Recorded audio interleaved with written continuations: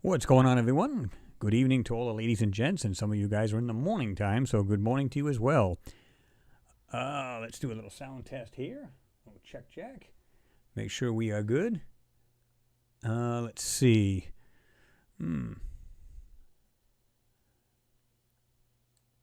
Seems to be okay. What's going on, everyone? Good evening to all the ladies and gents. All right. What's happening to everybody out there? All right. Let's jump into this bad boy. Let's see here. 1, 2, 1, 2. All right. Just seemed like the audio was just a little low there. We had to adjust it last time from being on there with Jimmy, the real Jimmy Roberts. So we got to get this thing back to where we had it, of course. All right. Let's see. All righty then. What's going on, guys? What's happening? Alrighty then. We got all of the. Let me make sure this is set on right. Alright. Let's see who's in the house tonight. I get a kick out of some of these other channels now. They're actually saying the same thing I say, about the, in the house and stuff like that. I think it's hilarious. But what's going on, guys? Let me get this thing right here, too. See if that's adjusted correctly. I had to readjust that as well. Let's get the camera right here. All that kinds of good stuff. Limey Watches in the house. Josh D's in the house. Renee Cruz is in the house. Let's see. Photography, Light, and Magic. What's happening? Good to see everybody there. Renee Von Oosterhood is in there. Let's see. Mimi Reacts.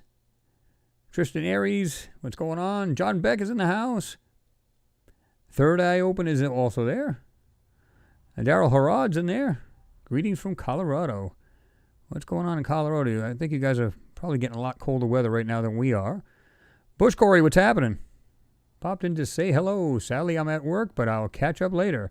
Have a blast. I appreciate that, Corey. Don't work too hard there, right? Let's see. James Cragen, what's going on, man? Good to see you there. Oh, Cregan. I might be actually pronouncing it wrong. Let's see. Mitchell Edkinton. I don't know why your message was retracted, but hello. Good to see you in there. David Clark, what's happening? Tony Gibbs, what's going on, man? I did read your email, by the way, and I appreciate you. He said, hey, everyone, glad to be here. Only for a short time tonight. Have to help a friend. Always something. I hear that, brother. I hear you. MG Toes in the house. Let's see. Abstract 1. Hi, Chris. Hi, everyone. Finally caught a live on time. I've missed so many, and I'm glad to catch it early. Well, glad you're here. Planetary Protector, what's happening? Good to see you in there. Course is in the house. Let's see. X15 is in the house. What's going on?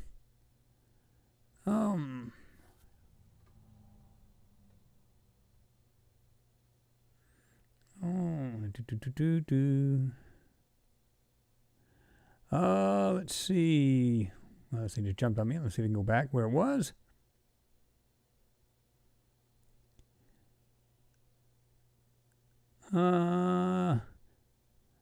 Tony Gibbs, you said I would like to take a moment for Sarah. She was hard at it till the end. Strong kid. Absolutely, and I appreciate everybody for the condolences, for her family especially. And me, I do appreciate everyone. And here's the thing, man. When I started reading them, I'm like, oh, man, it's kind of like you get all, emotional type thing because, it still hits me hard, And what the hell was that? Okay. So it's kind of like, it's just awesome to get this kind of response. And, just another person that was cut down too damn hard and too fast. Not cool. Let me get this straightened out here as well.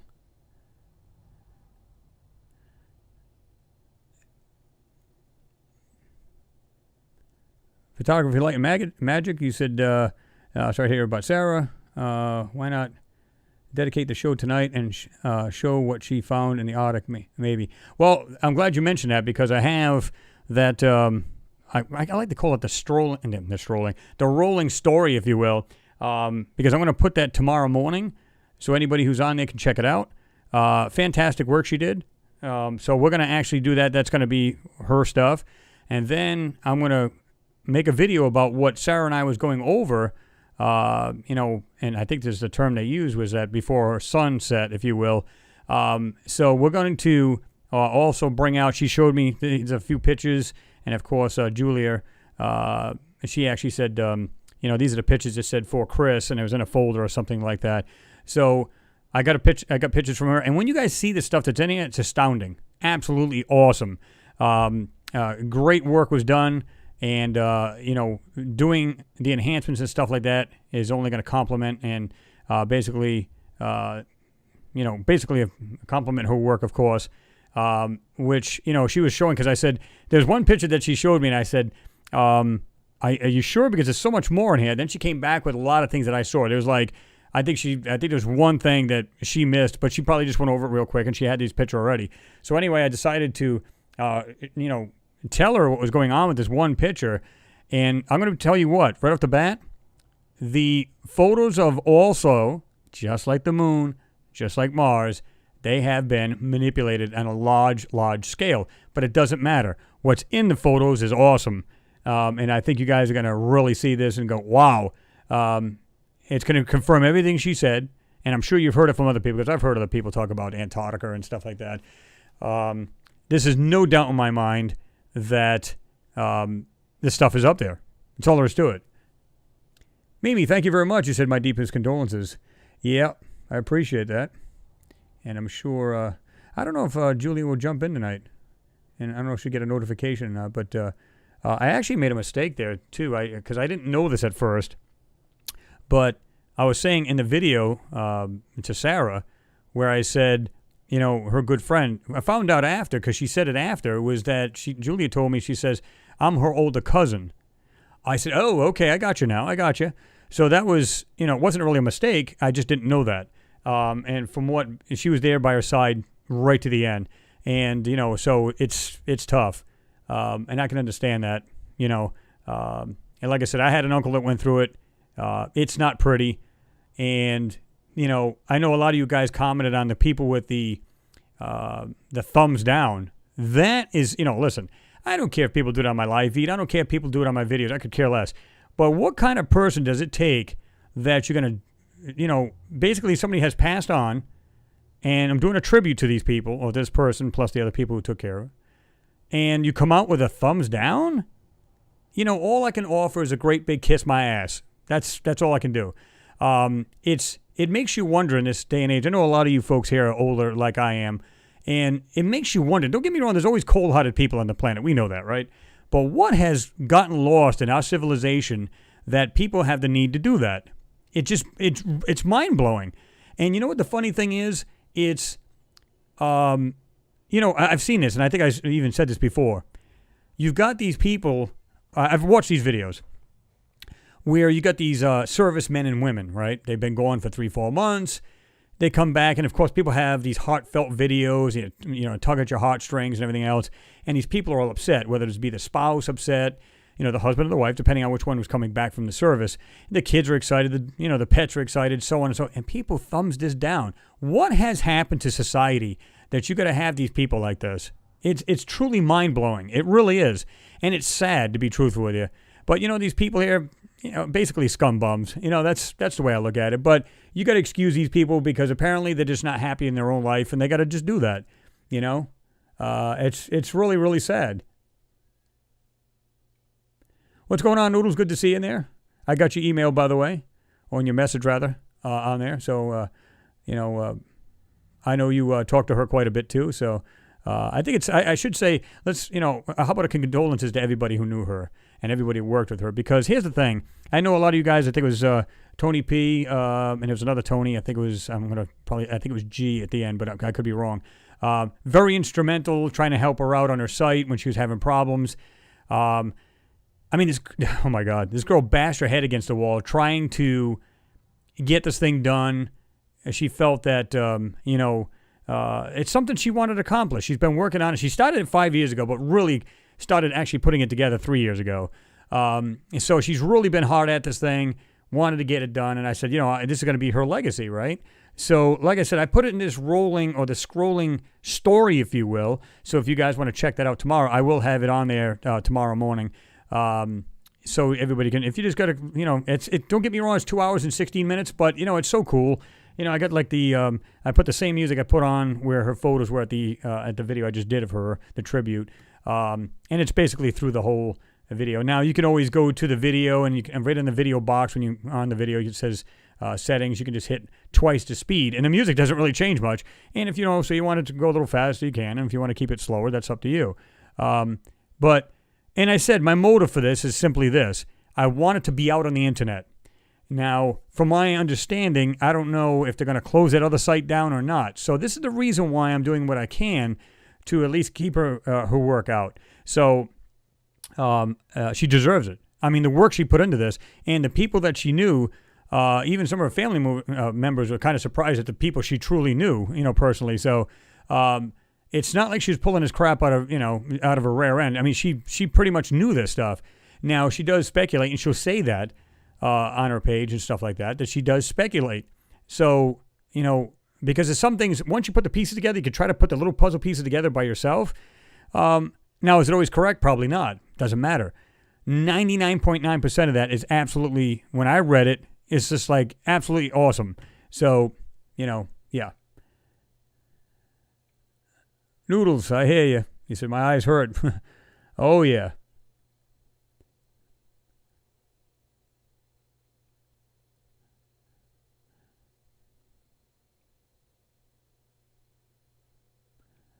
Yep, Tony Gibbs in there. Tony P, I think is in there. I don't know if he's in there yet or was. Let me see. This thing just jumped on me, so it's kind of like, man. Okay.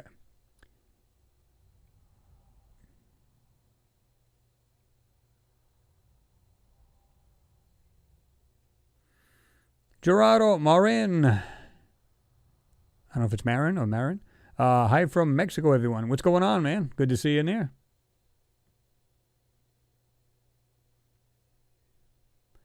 Eric Bauer, what's going on? Good to see you in there.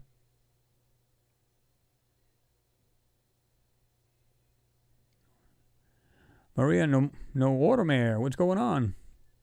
Good to see you in there. Jerry Lahane's in there. Equalizer's in there. Oh, yeah. Everybody's jumping up in there now.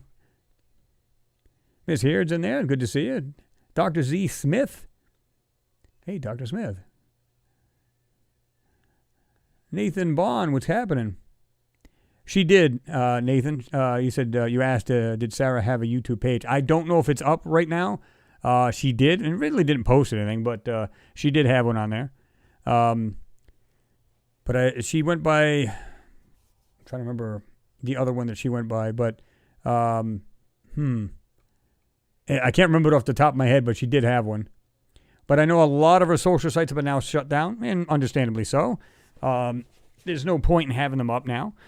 They did announce of her passing, and then I think they just shut them down. So I totally get it. Yeah, Blue Sunset, I agree with you. You said Sarah's work is inspiring. I'm shook. And, I think a lot of people are. What people are really surprised about is like, what happened? They were like, we were just talking to her not too long ago. Well, understand this.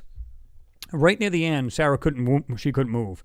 All she could was talk. So she dictated while Julia wrote for her. So this is the reason why I say Julia gets a lot of props in this. Not only was she there by her side, like take care of everything she needed to get taken care of, just fantastic. And there was another woman, I believe her name was Katie. I got like one or two emails from her. She was basically, I believe, she was a nurse there, which was running errands, doing all kinds of stuff for her and everything. You can't imagine the support system this young lady had. It was just actually tremendous. And, you just can't say enough about these people. Just fantastic. H-Trust 1AV, hi all. On time for once. 786 Otto. Good evening to you, sir. He said, hello. Oh, this damn thing just jumped on me again. Exactly, Noodles. You're saying that the Blue Sunset shook, but need to celebrate too.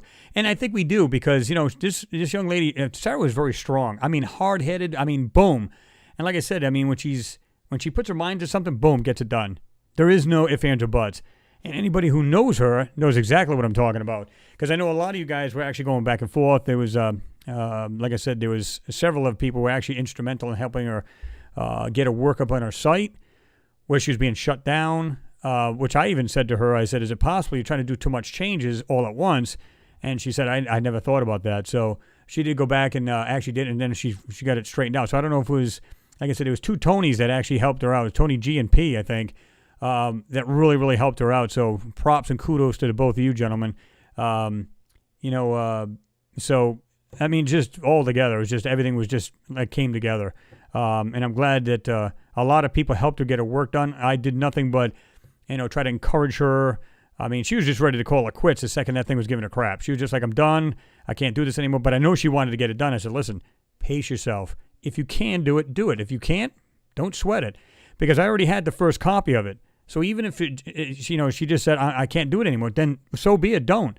You got bigger things to think about. But I think what drove her and, really wanted to get it done is because, like I said, she knows that the near was coming, if you will. So I get it. But I mean, like I said, when you see her work, it's so well put together. And it just makes you proud that you knew her. And that there's a lot of education in her work. There's a lot of things I didn't even know about. I seen these photos, like I said, and I was just blown away. So to see that alone is just like, boom. It's just mind-blowing. Just awesome stuff.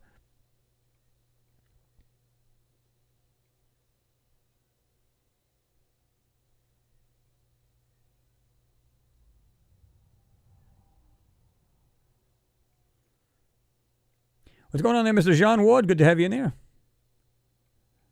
I don't know if you were busy. I was going to have you jump on board and see if you wanted to add it into the share. You just want to just shoot the breeze or whatever. Always good to have you on. Everybody knows that. Daniel Webster said, my heart hurts, and I only talked to her once. Another one going too soon. Absolutely. You hate to see this kind of stuff because, in fact, my daughter, she's 30 years old, but I was trying to think of the other child. He was, I'm going to say 8 or 9 years old. His name was Max. And he literally died of cancer. And I went, oh, my God, how does this happen? What is going on? It's one thing, cancer's, and you guys have already voiced, how you felt as far as, like, I know a couple of you guys had told me that their wives have passed on, family members have passed on. So my condolences to you guys as well. It's not easy. My uncle died of it. I know what he went through, so I know what she went through. And anybody else, I think somebody else said that, I think it was the wife that had, or the husband had, gone through bone cancer and stuff like that. It's not easy. It's sad to see this. But you kind of expect that in much later years if it's going to happen, and that's not true. It's not true. And, you know as well as I do, they got the cure for this. Come on. But it's another way to curb the population. Think about it. They can come up with all kinds of vaccines and all kinds of the crap for, like, this silly corona. Well, I don't think it's silly because it's real. But, I mean, as far as, like, they can do that, though, and they can come up with it. Even though it's hit and miss and it's beta form. But, yeah, I'm sure you guys read about that. But the whole point is, it's like, why? You're telling me you cannot find a cure for that. Just like AIDS. Now they just have a Band-Aid for it. It's not really a cure. It's a Band-Aid. So why can't you come up with a real fix? Because they don't want to. It's Big Pharma. Big Pharma. And it's all about making that money. And that's what it comes down to. And it's sad that people have to pay the price in the end. It's crazy. Leslie Warren, hey all, my love to you all. As always, love to you and Chris. I'll never forget her, Chris. Well, I appreciate that, Leslie. Leslie. Elite 463, happy holidays, Chris. Well, happy holidays back at you. Nathan Bond says, hit that thumbs up. Boom. I think we got like 50 people that haven't done it because there's like 106 watching, I think. 56 thumbs up. Slam it.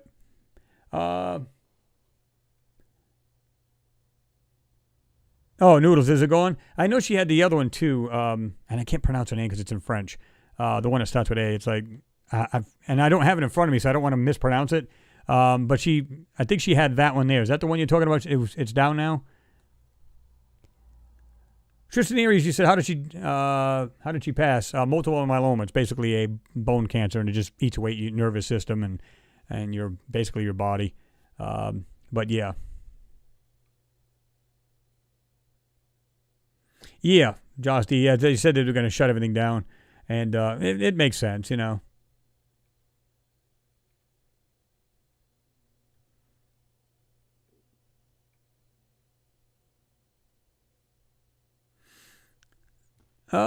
Douglas D, what's going on? He said, hey, people.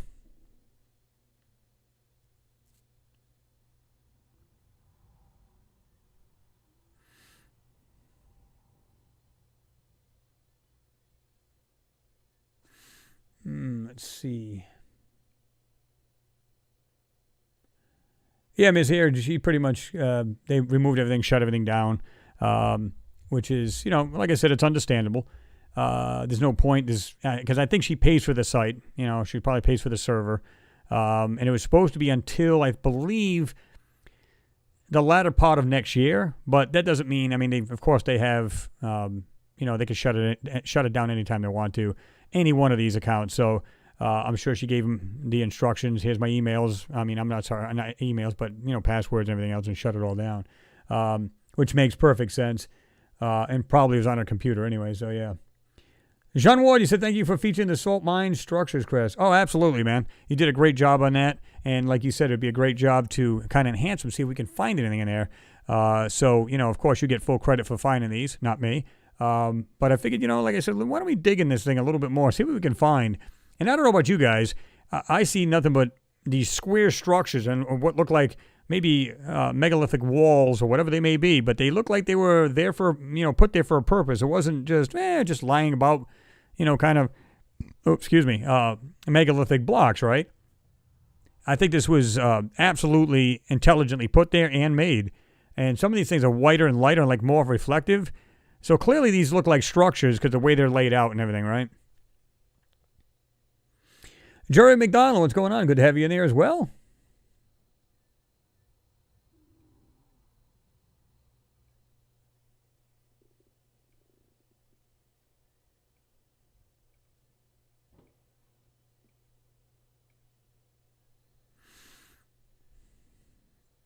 Gene Borsier Gene Borsier. I'm sorry for your loss. I lost my wife to cancer a year and a half ago. I know you are hurting, but try to see that the loss you feel is not just yours. Everyone lost her too. Absolutely. That's what I'm saying. I don't know if you watched the video I did about her, but and like I said, she's always said that you guys, Chris, you got a great community, great people, and she felt good to be part of everyone here. So this is the reason why I say, I give my condolences to everybody out there because, whether you spoke to her, worked alongside of her, whatever the case is, again, my condolences as well. It's like everybody was instrumental in helping her out, and whether it was just talking to her, think about it. And, the thing is, and then helping her to work to boot. So I thank each and every one of you out because that's just awesome.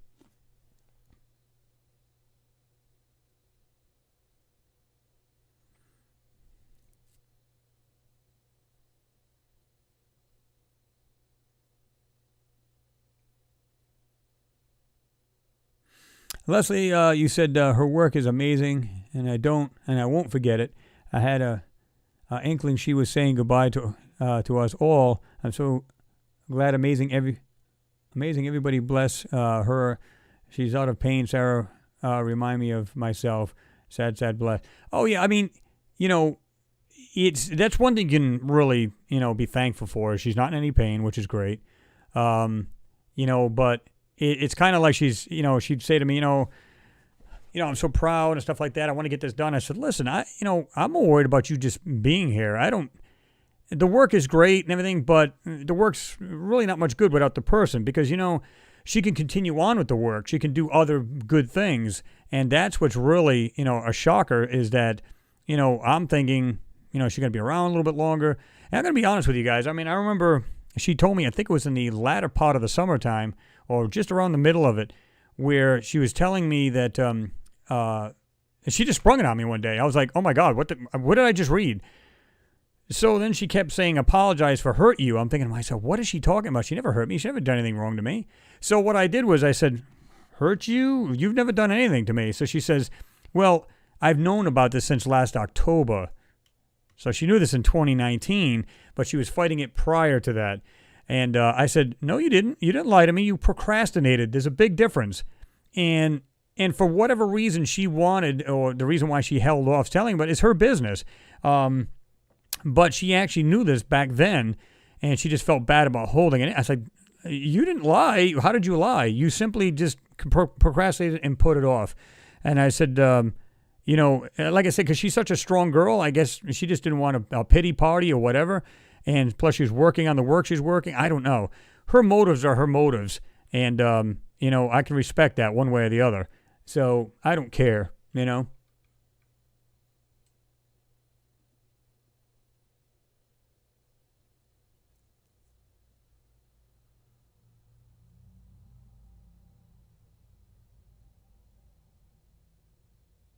James Cragen, thank you very much for your support. I do appreciate it. Chris, a big respect to you for that beautiful tribute to Sarah Michelle Lafreniere. I guess that's, I actually have friends, we call them Lafreniere, and not in French, it's not pronounced that way, that you put together. Sorry for your loss, my friend. Well, I mean, again, it's everybody's loss, but yeah, I mean, it's harder when you were actually going back and forth with it. I can show you the emails. Oh my God. We were just going back and forth, and near the end, again, she would dictate to Julia to actually do this. So I'm kind of glad, again, she was instrumental in this as well, because it would have just stopped as soon as she, couldn't move or do anything. So I think it was fantastic that everybody helped her in the best way that they could. It was just awesome.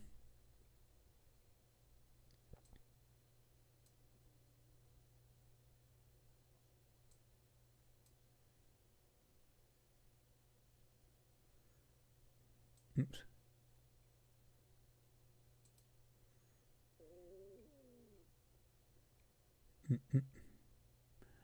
Yeah, like that 6.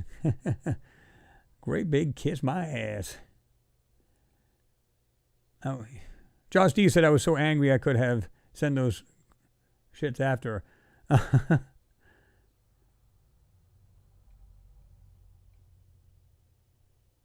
Nathan Bond, thank you very much. He said condolences. Yeah, Miss Haird, you said I too studied Sarah's work. Awesome.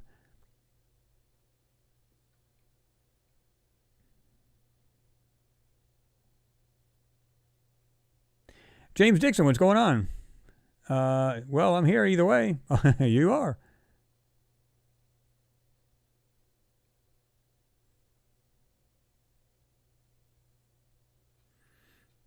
Let me jump down here. Let me see.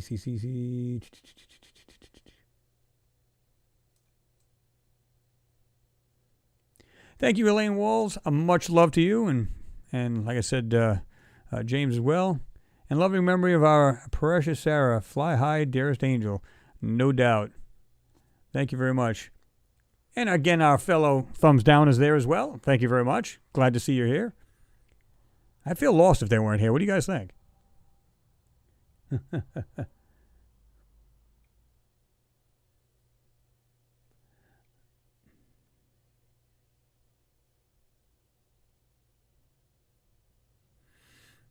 Daniel Webster said, diabetes makes you old before your ears. My mom was 58 but looks 75, but I despise cancer. Hate it. Oh, I don't blame you. Listen, anything that takes a life too soon or really messes with somebody is not good.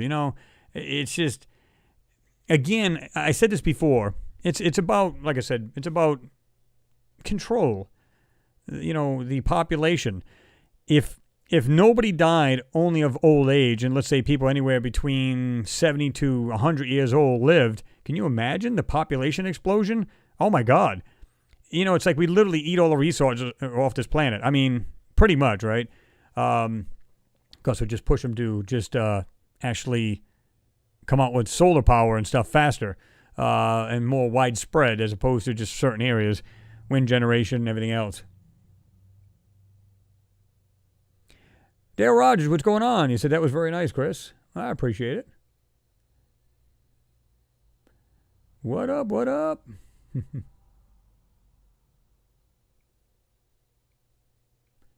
Somebody said something profound earlier, and it was pretty cool the way they said it. And I'm not going to say verbatim, but they said in the comments, they said, oh, how do they put it? Something along, maybe when she passed on, she got all the answers that she was looking for. It's pretty cool. And that would make me extremely jealous. Because, you're looking for these, these answers, and you never get them. A lot of people believe a certain way they want to believe, whether it's, about God, being reborn, reincarnation. I believe that there's multiple gods and we were put here. And I believe that we actually all become energy after we go back to where we came. That's just me. I'm not saying everybody has to agree with that. And I believe that's the case. So if that's the case, then she's energy. Sarah's energy. She's around us. And that's what's awesome. And she would want everybody to be strong and say, listen, look at my work. Never mind me, kind of thing. Because that's the way she was. She was always like that. And, she was always, like I said, she was always giving and everything else. And just a great heart,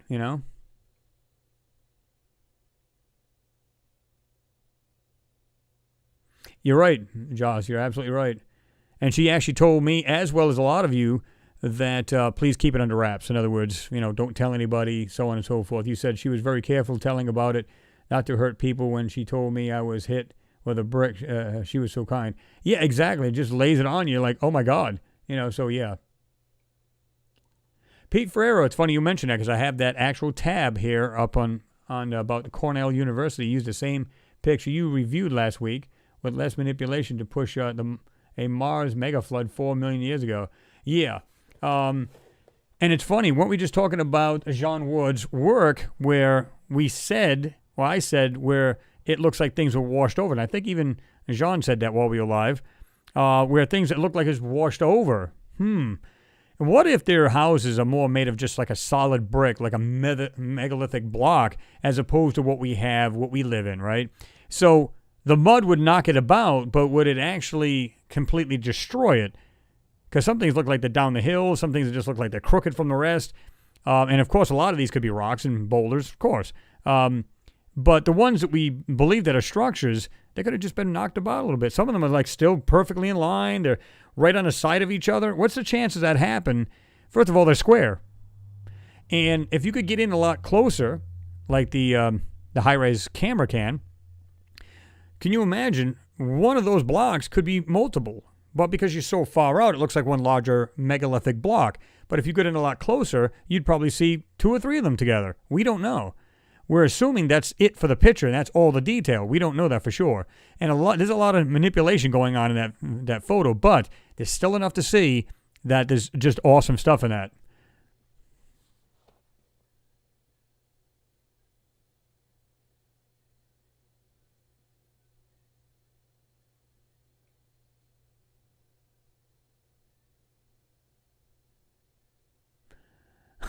John Ward, I see you asking Noodles. I want to ask you if you'll look after my YouTube channel when I pass.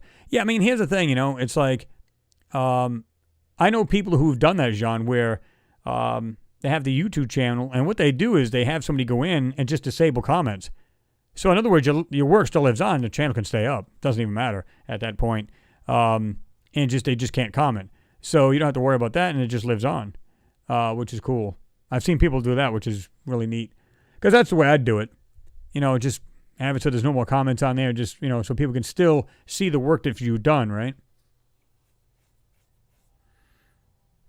JD5503, hi Chris, watching from Sydney. Rest in peace, Sarah. What's going on there, JD? I'm not sure if that's your actual initials, but we're going to call you JD anyway. So hello, and I'm going to wave my hand over to Sydney. What's happening?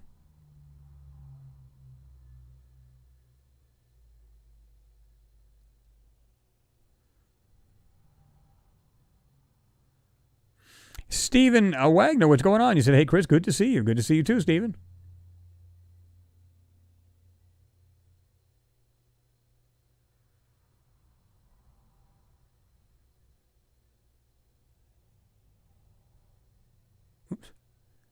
It's a crazy thing.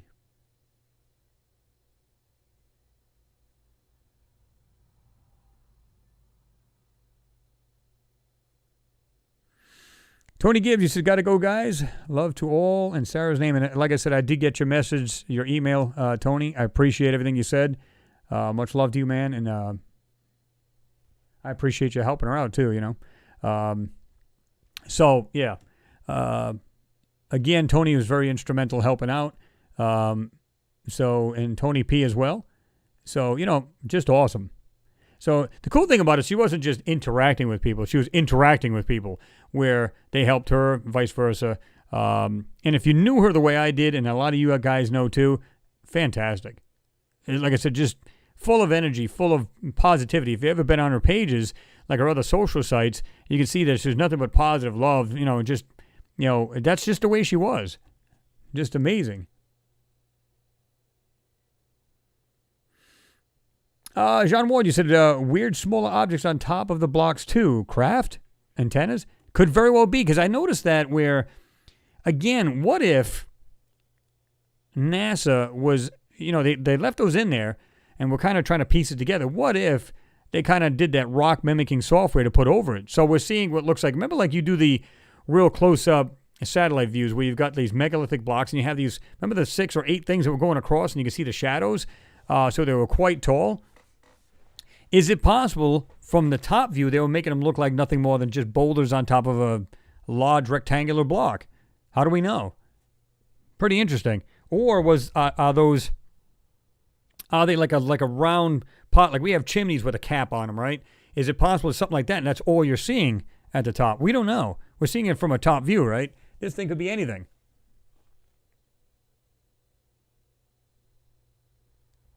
Indeed we are, Noodles. You said, we are discovering new truth every day.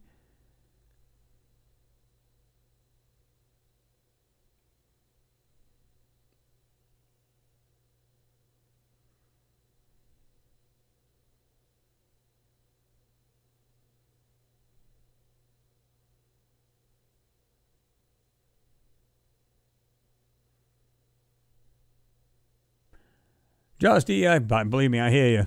He said, oh, sorry, I keep going on. I have seen a lot of dead and destruction in my life, violence, but this with Sarah hit me hard. No doubt, man.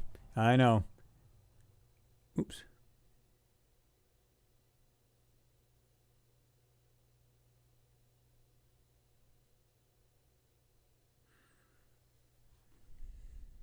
Zarosta 40, you said, when you examine the Apollo pics, have you noticed a dome in the distance? I'm not sure which one, because there is one that I've seen that actually has what looks like a pretty large dome in it. I don't remember what it is off the top of my head, but yeah, not entirely sure. But I have seen actually several, not just one.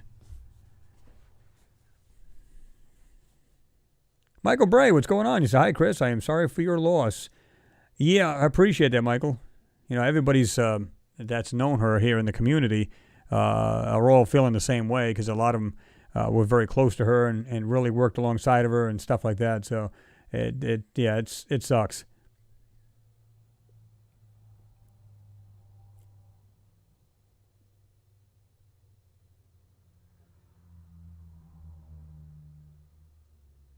Mimi Reaction said, just imagine the huge ships pass the Earth all the time.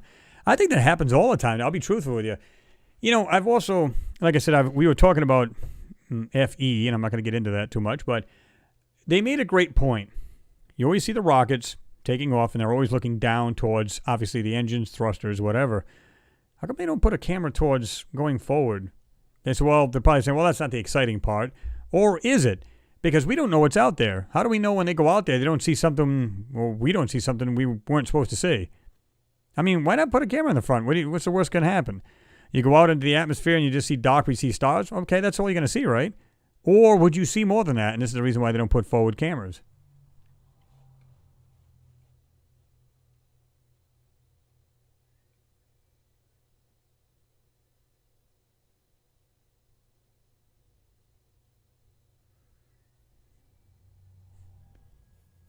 Wing Chunkwin, you said, hey, Chris, sorry for your loss. Good news is that we are all immortal spirits being trapped as prisoners on Earth and Mars.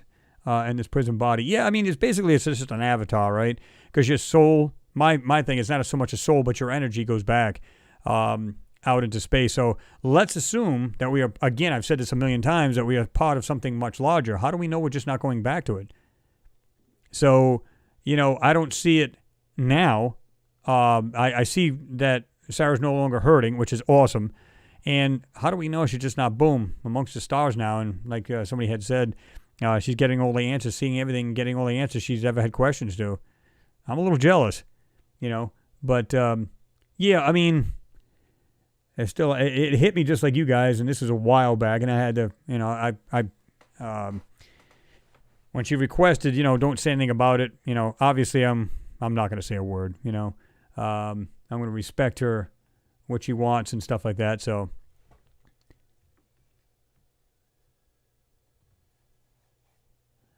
Let's see. James Gregan, he said, Chris, your hangout with Jimmy was fantastic. Did you enjoy it? Yeah, absolutely. Jimmy's pretty cool, You should have heard us before we even got on. We were sitting there just ribbing each other and everything else. And it's just he's just a good guy, He's down to earth like everybody here. People think, many of you guys have said in the past, you go, hey, you know what? I just feel like every time I talk to somebody, I feel like a fish out of water kind of thing. Like, they laugh or scoff at me. It's like, that doesn't matter. They just don't want to broaden their minds, man. They don't want to think outside the box. Again, they're happy with the humdrum world, for whatever reason, whatever they do in their life, and they just don't want to ask questions. It's like, I'm perfectly happy. For me, I want to know if I believe in something or I want to investigate. I want to know the truth. Now, will we get the entire truth? Probably not right off the bat. But the thing is, we're pretty darn far with it already, right? I mean, we pretty much know what's going on. Now, do we see the whole entire picture? Probably not. So, yeah.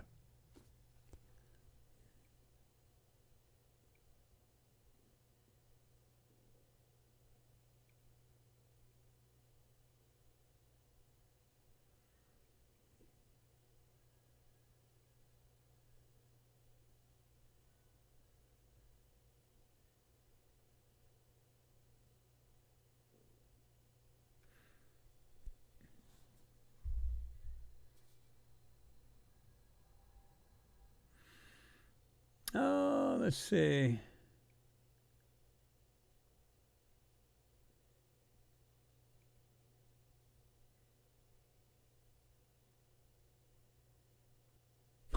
Jerry, he said, I see China launched a rocket to pick up more rocks. I smell crap, LOL. Yeah, I mean, as well as I do now. They've already done that, snatched up some. I don't know if there's another one going up there as well. But they grabbed the soil off the rock, and they're heading back with it now. And what's funny about it is, like, how do you know there's not something contagious on that or something really bad? So they're going to take precautions as far as that goes. But, were they up there really just for one thing, just to get rocks? I would say so. I would say that's the truth. Or was there more to it? I don't know. We can only speculate. But it's like, again, you just find there's millions of rocks flying around everywhere. But, yeah, let's go to that particular one. It's kind of like Banu, remember? They just happened to, what was the other rock that was an identical shape to it? My mind's in a fog right now, to be honest with you guys. But they were both the same kind of shape, and I actually showed this in my video. Listen, there's no coincidence these guys went after these rocks for a reason. These rocks could have been part of something like their own satellite system, and they would just look like rocks because they were almost identical, like a diamond shape, kind of rounded off corners with a diamond shape. A little bizarre, if you ask me. So it makes you wonder if these things weren't like twins or they were part of something, like some kind of, like we have a bunch of satellites out in space. How do we know these weren't all satellites around a planet at one time? And as far-fetched as that sounds, we don't know. Again, they go after these two rocks. Oh, we'll just have to go after those. You know how much calculation it takes to do that? And then rendezvous with this rock and then land on it and get some soil samples and then head back? What? You got to go through all that trouble for that. I don't know. Maybe it's as simple as that. They just want to find out the age of this said rock and the dust that's on it and go from there. But how do they know the rocks that they just gathered isn't something a lot newer, younger, compared to the rock that it was on? So they'll get it and say, oh, yeah, it's, whatever, 4 billion years old or whatever. Okay. How do you know it's not what it was on, meaning Banu or whatever? that it wasn't, it's not much older than the debris that's on it. I mean, we don't know that. I mean, it's just crazy how they just, so it makes you wonder, was there something more to it than just that, right?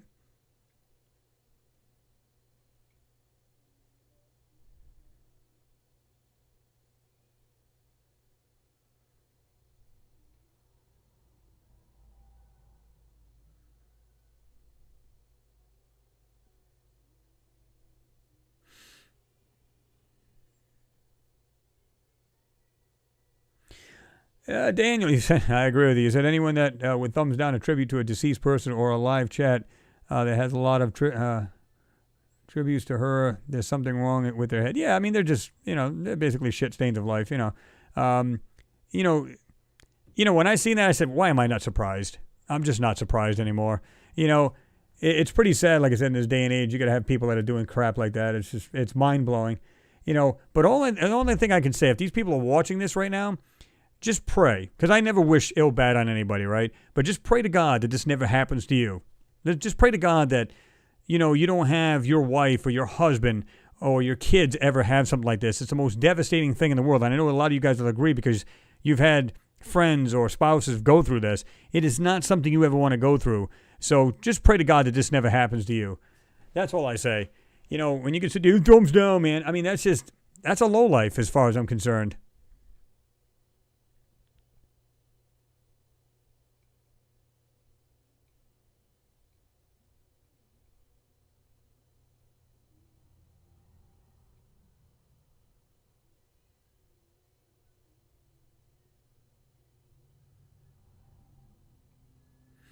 Apparently I missed something here. Rich Boy Legend, what's going on? Richie Boy, I'm sorry.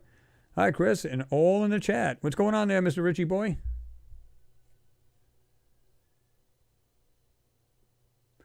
Ron Chuck, he said, Chris, did you ever thought about remote viewing Mars? I know a lot of people actually do that. In fact, somebody sent me a link to actually watch that. I think it might have been on the tribute one, or the one prior to that. One of the moon ones. But I forget which one it is now because I just looked at a whole bunch of comments and answered, whether thumbs up and gave you guys like the heart thing and to let you guys I did read it and I acknowledged it. But no, I have never thought about doing that. But I know there's some people that have, and it's just awesome.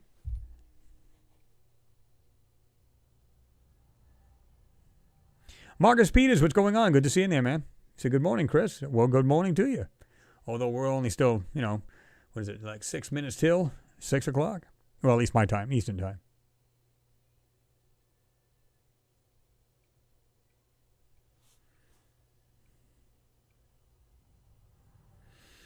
Robin Parker, yeah, you said, why don't they ever speak about Earth's second moon? Well, it's smaller, from what I understand, and it's more elliptical, if I also understand it correctly and remember, because I read about this a long time ago. But it's much smaller, so probably not too much on it. And if there is, they're sure in heck not going to divulge that. And even if you got pictures of it, it'd be CGI'd up the rear end. It's a little hard to CGI something that's right there next to Earth, but, well, they can do that to the pictures. But as far as if you're looking through with a good telescope, you can see some decent, details and stuff like that. So yeah. Yeah, I just think there's not a whole lot on there, or they're just not gonna. They just don't bother with it because it's too small and probably nothing of any value. But it's kind of like we were a binary star system. We had two suns. There's one that's way out on the other end. Now they have said there's a couple of scientists that have said there's many more, bodies in our solar systems that actually still orbits around our sun. So our solar system is bigger than we originally thought. And if there was another sun on the other end, maybe it just didn't have the gravity and stuff like that to pull the other planets in, then it warmed up the other outer planets, so maybe they weren't all icy bodies at one point. Think about that. So just something to ponder, If you guys haven't hit that thumbs up, please do so. And if you haven't subscribed, please subscribe and hit that little bell on the side of it so you get the future videos coming up. You get notifications of it.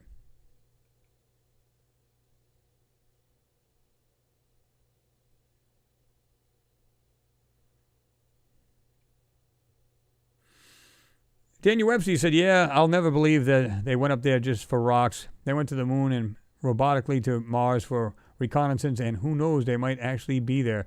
Yeah, I mean, I actually have, now of course there's no way to prove this, but I actually believe 100%, and I think a lot of you guys are on board with that too, that they're probably already on the moon. They've been there.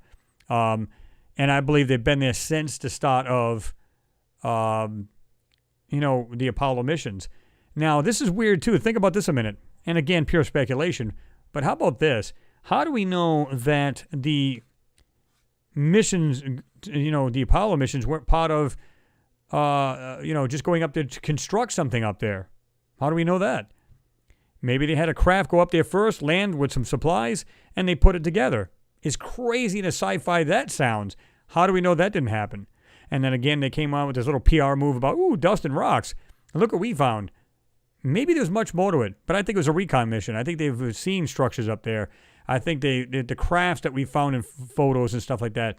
And like I said, the latest moon photo that even I shared on Jimmy's channel, there should be no doubt in anybody's mind what's actually on that moon.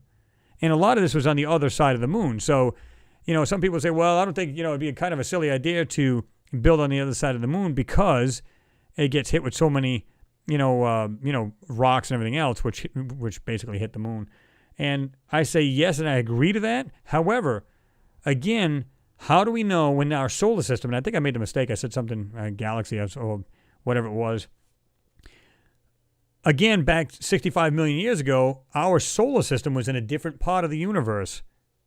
So think about it. How do we know the moon then wasn't being pummeled from an area that had many more rocks? And now that it's here, it's not getting pummeled like it was. So therefore, you could build something on it. We don't know. We're learning how to walk here. We're crawling, we're learning how to walk. We're just seeing our surroundings now and going, whoa, cool, interesting. Let's get some crafts up there so we can check it out. And that's basically what it comes out to, right? And I think that's exactly what's going on.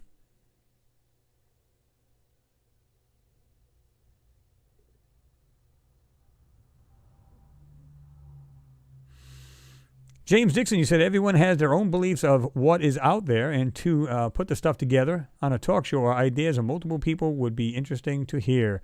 Yeah, well, that's what Jimmy wants to do too. We want to get everybody together. I could do the same thing on this channel if I want to. Because he wants to get Dave Gannett there, myself again, and we're going to have Jimmy on here as well.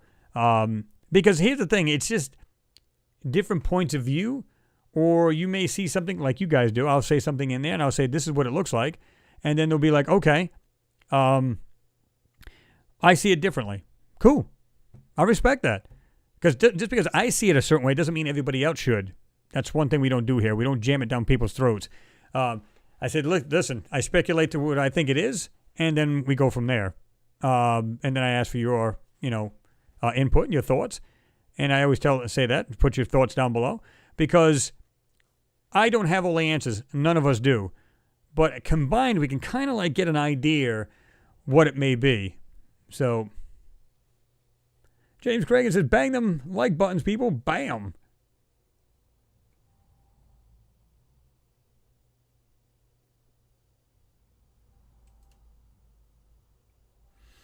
Renee Cruz, you said, share, hit, smash, thumbs up, sub, notification bell, join membership buttons, and get Chris Anomalies Beyond t-shirt, merch, gear, Patreon, PayPal, sticker chats, super chats, and join members only soon. By the way, I do have something coming up for you guys, and I think you guys will be on board with this. And I haven't quite figured out what I'm going to do yet, but it's, I'll let you guys know in a video coming up soon what I plan to do. So I think you guys you'll like it. Let's just put it that way.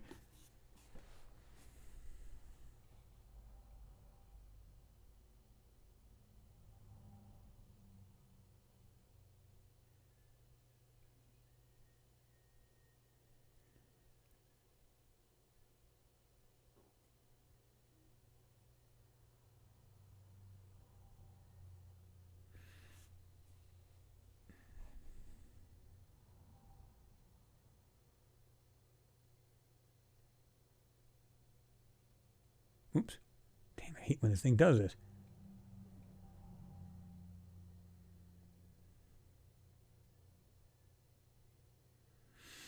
Custom Tailored One, what's happening? Good to see you in there, man. He said, hi, everyone. Hi, Joss.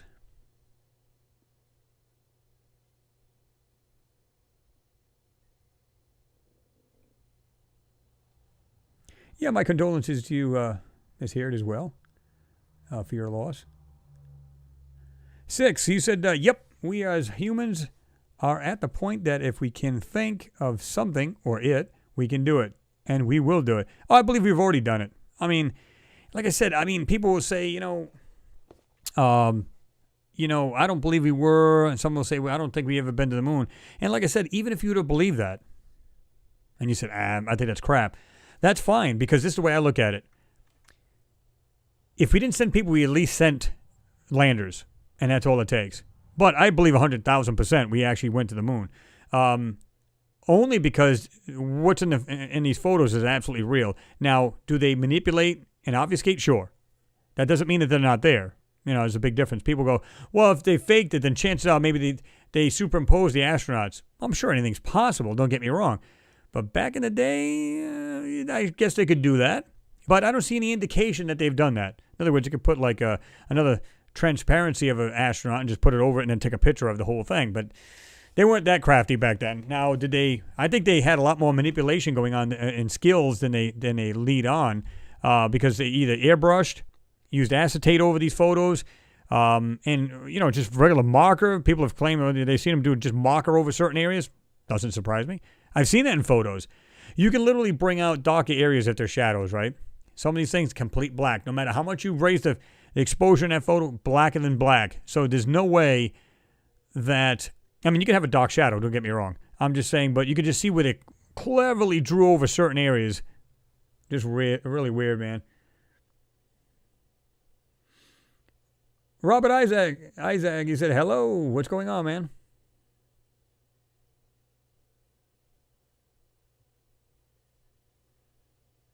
Oh, absolutely, James. Yeah. He said, Chris, man, enough is enough. We all well know after seeing years of videos, photos, etc., to say that there is or was past civilizations that lived or used the moon in the past. Definitely, man. Yeah, absolutely. I'm totally convinced. I'll take it right to the grave because I've seen things on this moon that it just defy all natural logic. It just doesn't make sense. And clearly there's a lot of things on that moon that should not be there. And I know you guys all agree with that. I don't know if he's in there, but Catman Dude just commented, damn, life isn't fair. Rest in peace, Sarah. Let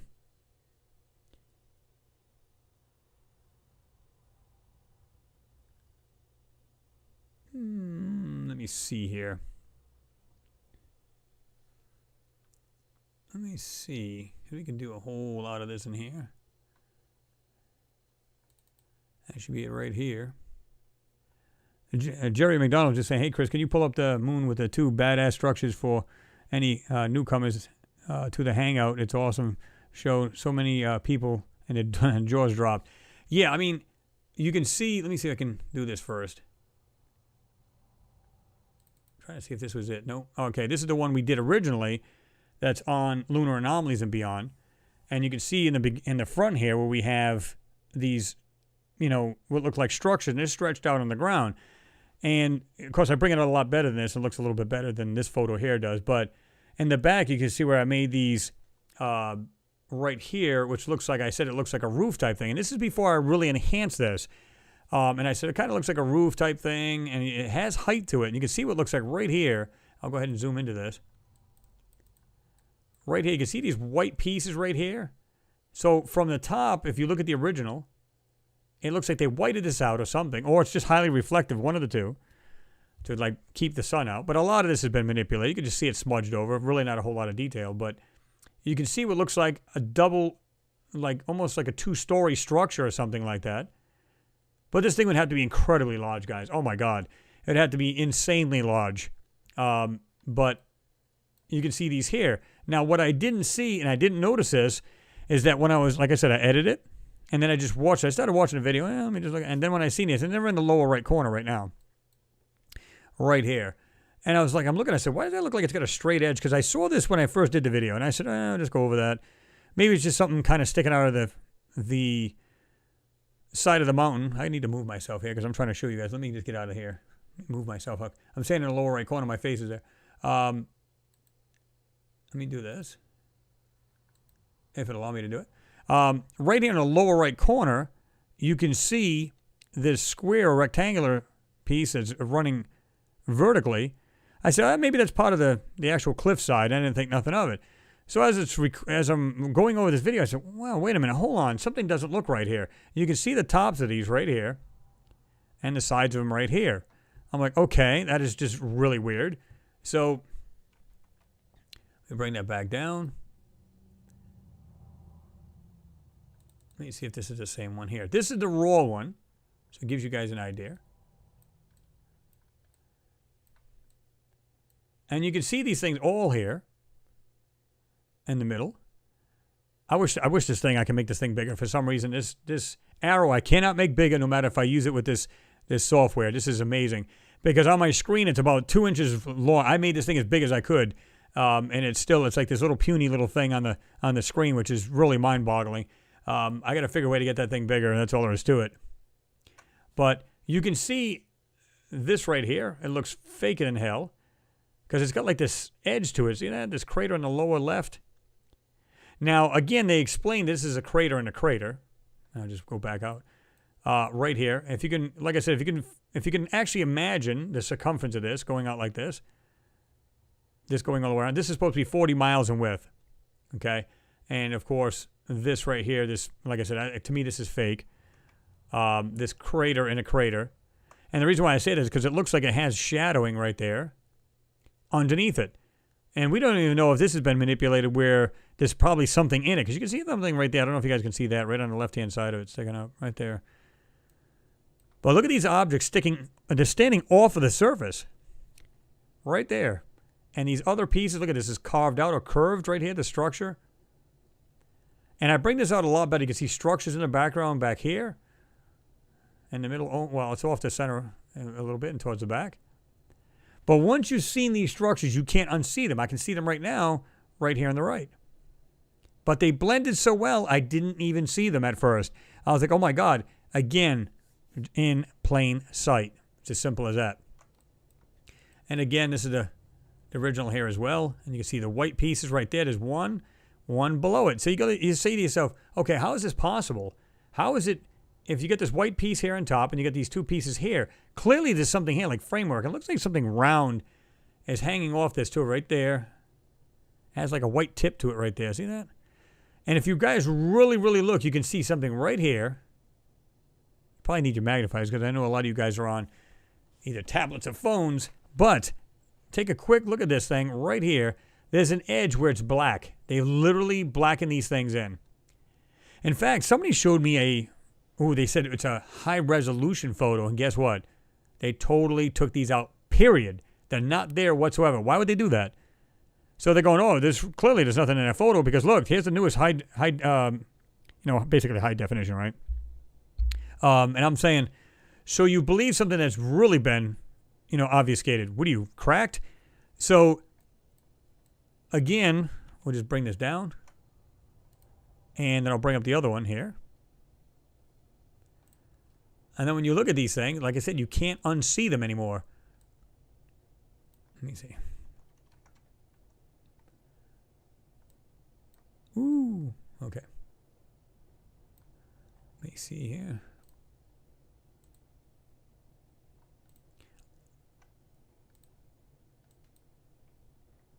Okay. And all I do is just brought up the exposure on these, made a circle around and exposed just that area and brought it up. And there you go. Seriously, what's up here? And there you are right there. Going a little further. Again, you can see the shadow from this crater, this so-called crater. Look at this. Okay. These right here. And what's really cool about this, and I showed this on Jimmy's, but look at the back. It is kind of this weird, just to the right of this circle, about 3 o'clock position, you get this, what looks like a kind of curved rooftop of something. There's two of them laying right here. But look at these, what look like roads or bridges. They literally go over each other and out in different directions. It's just weird because they're off the ground. You can see them, and there's a shadow under this one here. Really, really weird. But look at this. What are you kidding? And that one way in the back. All I do is brought out the whited areas, brought them out a little better, and this is what I got, guys. Look at the other pieces right in the shadows. You can see this thing has a shadow right there. This white piece, I'm going to call it the roof, because you can see where it looks like it's gray, but then all of a sudden it's completely white, like they've really, like they put some kind of lighter something on it, like a white paint, like a, you know, of course I made it a lot whiter by bringing out the exposure, you know that. But you can see down here, completely mush on the right-hand side with all this white. But right there, you can see it's gray, it's got a corner, and look underneath it. Right here, you can see the shadow is ending right here. There's a round piece. I can see it right here now. I didn't even notice this. You can see structures here underneath. But right underneath, you can see half of this round piece, and it's like a tip of it is in the sun. So this thing is a rooftop, and it's high off the ground. You can see this. Then, when you look at the whole thing, it all makes sense. Structure in the lower right. This on the lower left, I don't believe that's artificial at all. I don't think it's natural. And then you get all of this stretched out here, just to the right of that. And all this ground here. And look at all the little pieces sitting there. Again, the LROC, the Lunar Reconnaissance Orbiter camera, is 75. It's only 75 miles off the lunar surface. And just look at all the pieces now when you look at it. It makes perfect sense. There was a civilization living on this moon. And they built quite large because they could. Doesn't that make sense? They absolutely could because less gravity. So if I was to take their structures in a lower right corner and bring them to Earth, oh my God, they'd be so immense and they would weigh ungodly weight. It just, you know what I mean? Up there, not so much. They can move very, very strong, solid steels or whatever they used, and they can move it with ease compared to what we'd be able to do here on Earth. Makes sense. All right, let me jump back over here to the comments.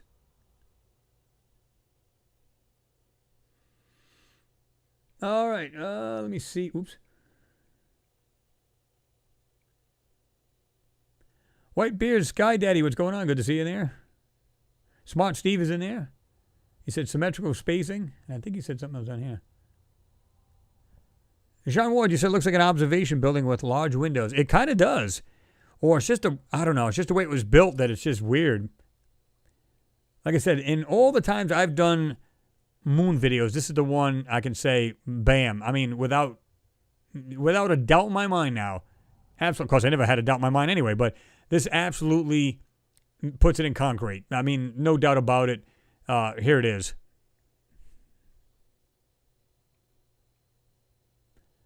James Craven said, pure evidence, Chris. Man, definitely. Chris Blake, he said it's a super cool picture. Yeah, I mean, if you were ever in doubt, kind of on the fence about it, there you go. You go on either side of the fence you like, but there it is. And again, when I see the lower, and I think something's been added to this right here in this crater on the lower left.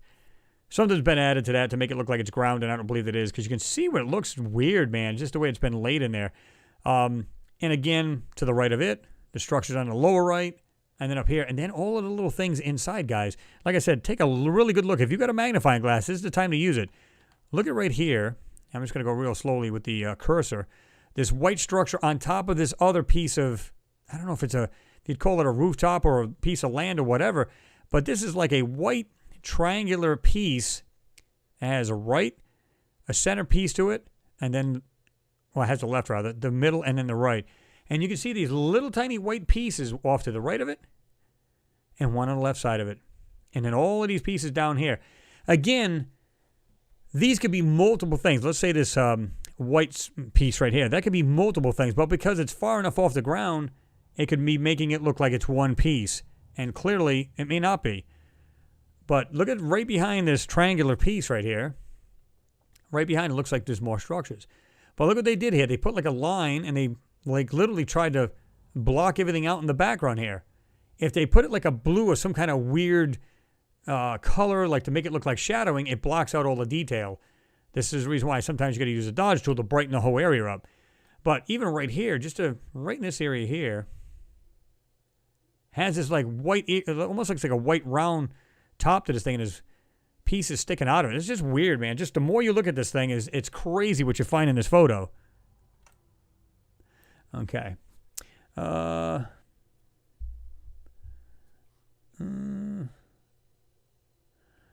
Paulie Mack, he said, looks like a big parking garage. Yeah, it kind of does, doesn't it?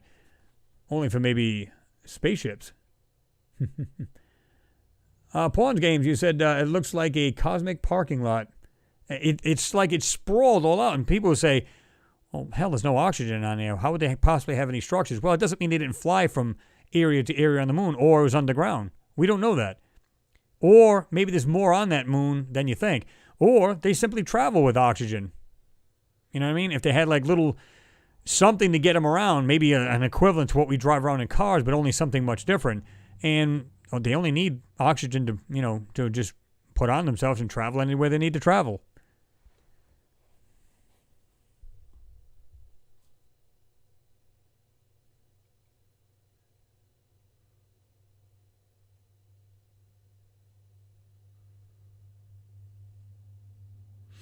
What's going on there, Cyberpunk? Good to see you in there.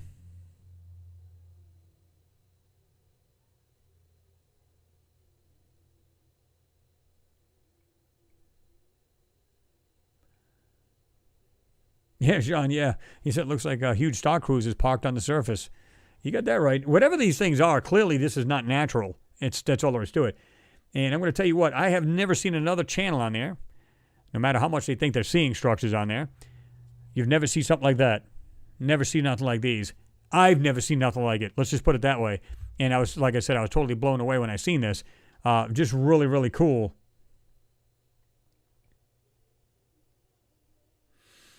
Pawns Game, you said ever since Chang 3, or Chang E3, depending on how you want to pronounce it, found something seems like everyone is rushing to get there. Well, like I said, remember now the Chang E4 is now up there. And I believe it's closer to the South Pole. Like I said, I jumped on them photos when they very first came out, and I'm saying to myself, oh my God, they're literally blocking everything out just like they do with Mars, and every other moon. What I mean by that is like NASA does.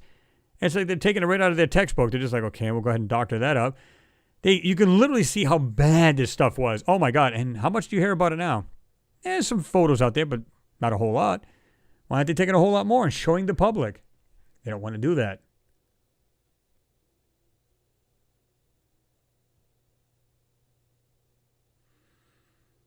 Yeah, Noodles, it's like I've said before. He said moon gravity, which I think is 1/6 of Earth, is far less and no wind load. Thus, structures can be immense. And I totally agree with you. What else do you guys see in there? If you look carefully, like I said, just use a magnifying glass if you're on something small. And it's just like, it makes you wonder, like, whoa, what is going on here? Cosmic Confusion, you said people who think like that are just small-minded. Yeah, I mean, people are just willing to just say, not a big deal. I don't see anything there. Okay. I don't argue with them. I'm like, okay, if you don't think you see it there. It's funny when they say, oh, you're just seeing things. Okay, so everybody else is too? I said, it's amazing how you can't see it, but everybody else does. So, yeah, it's like hundreds to one. Yeah, but everybody else is insane, right?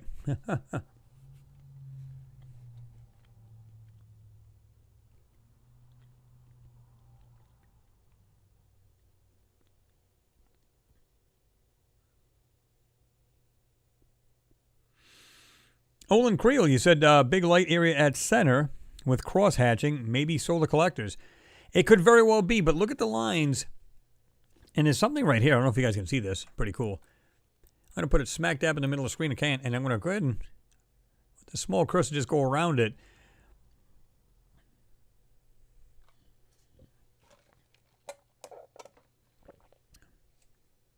There appears to be something sticking right out of the ground.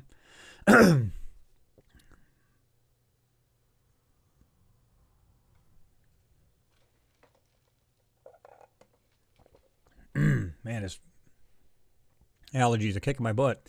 Right here, sticking out.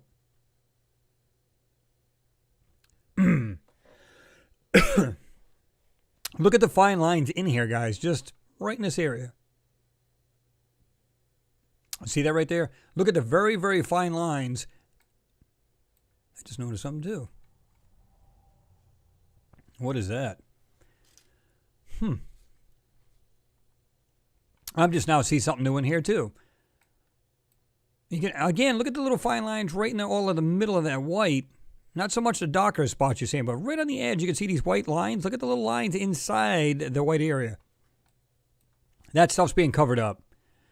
But I'm noticing right here, God, it's itching my throat. Get something to drink here. Tis the season for the allergies to act up. The area right here, I'm starting to see this now. It looks like something's large right here as well. I see a white, it looks like almost rounded piece right here. And like I said, I got it in the middle of the screen. And I can see it looks like it's got some height to it. See that? It looks like a white, like rectangular piece standing up right there. And then look at this. It appears to be another tall structure or something right there. I didn't even notice this. Whatever it is, it's standing up right there. And there's something right on the ground next to it. You guys see that? What do you think of that?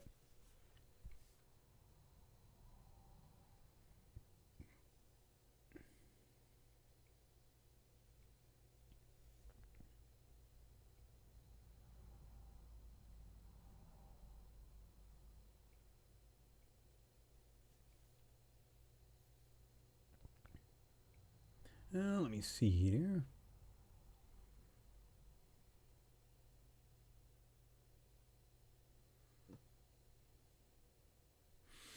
Sean Ward, you said, you were talking to Josh D. You said, I hope I find an intact, pristine structure one day. Oh, I guarantee you will. And I think you have been, to be truthful with you, Gene. I want to say Gene because somebody else said it.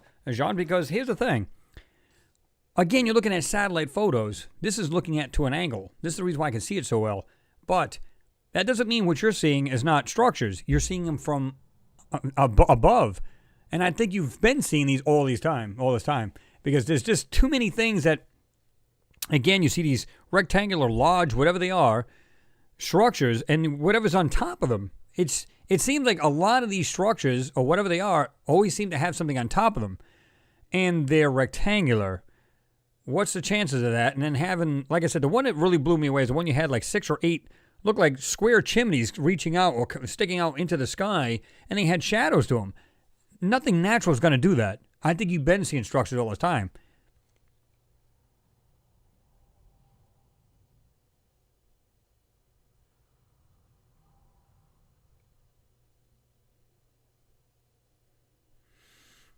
Whitebeard, Sky Daddy said, Chris, your audience is top-notch. Awesome. Yeah, I got a great bunch of people here. I couldn't ask for better people here. And I get newer people jumping on board every time, so welcome aboard, anybody who's new. Just fantastic people. That's what I love. That's what I love about doing these.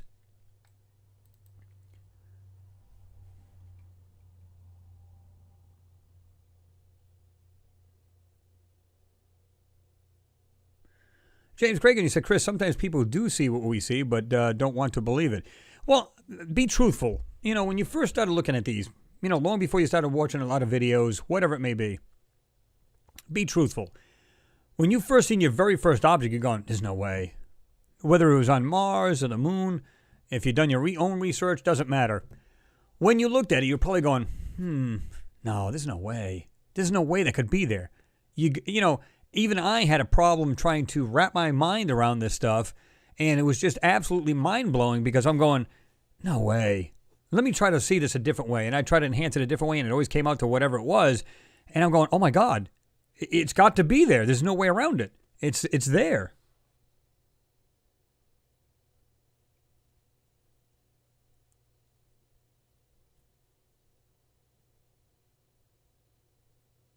Yeah, Ms. Heard. Yeah, he said, I know, Chris, out of dozens of comments stating something intelligently built is out there, the one will try and say we are insane. Well, you're going to get that. You know that.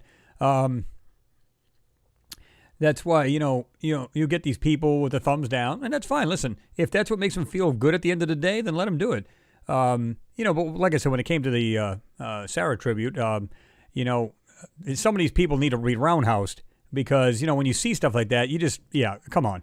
But it is what it is. They just feel good at the end of the day. They feel bigger, and that's why they do that. That's why I thank the person that gave the thumbs down. Because it's like, if you think you hurt me, go for it. You're not hurting anybody here in the community. Does anybody feel hurt here?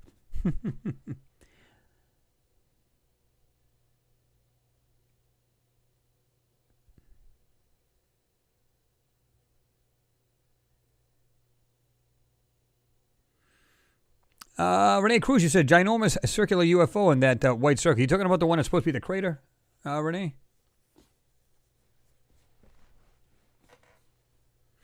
Michael Bray said the structures look inhabited rather. I don't know. That's a great question.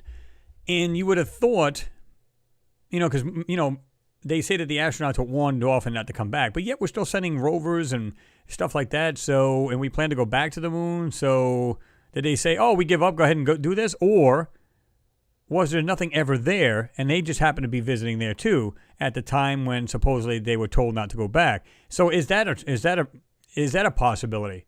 I don't know. Again, we can only speculate.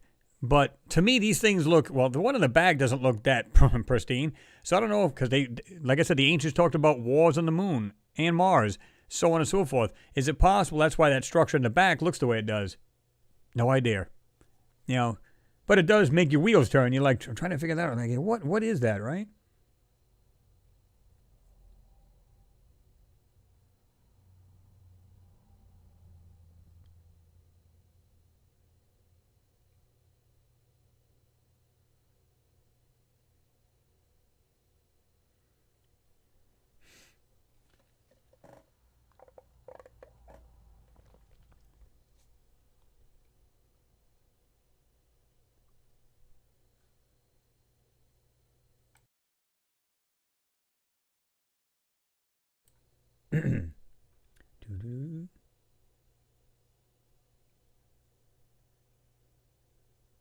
Lionheart Glassworks, what's going on?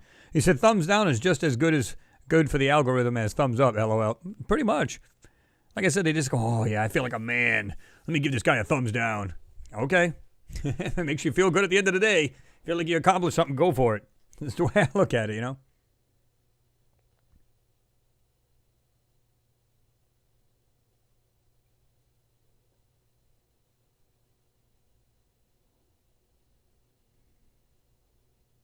Jean Ward, you're taking off. Good night. One and all, he says. Thanks, Chris. Well, thank you, Jean, for being here. Maybe we'll have you on next week if you're not busy. Let me know. Give me a heads up. Yeah, if you want to jump on there and talk about more of your work, you're more than welcome to. And like I said, I'm waiting for the day. Everybody, listen. Everybody tells Jean to start doing the live feed too. Jimmy has. He needs to do it too. No pressure, Gene. Jean. I keep saying Gene. You got to forgive me. Because the way I see it, it looks almost like that. But everybody tell him, get on there, man. You can do it. You can do it. Let's see.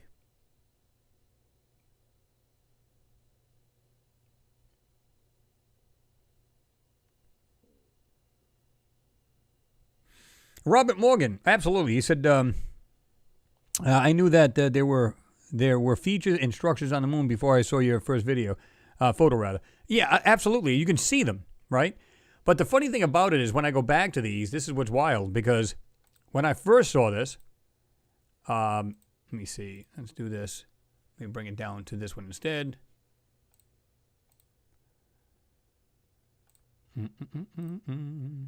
When I saw this, like I said, I was going over these and I'm saying, wow, look at all these. When you first see this, you just think it's all just kind of this weird shadows and you don't think nothing of it. So, you see the shadow here, all in the back here. And it looked like this kind of blended in at first and I wasn't thinking nothing of it. And after I did all of the, this is the original. So you can see there's not much deviation as far as the original photo. It's pretty much the same photo. The only thing is I made the structure in the back. Whatever's white, I made whiter. That's all. And anything that was whiter, I try to bring that down so it's not as, like they're trying to fool the eyes. And clearly, they tried like hell, but there you go. And like I said, now I can't even unsee these things. They're just there. It's just right in your face. But that's the original. And you can see not a whole lot's changed. I mean, it's right there.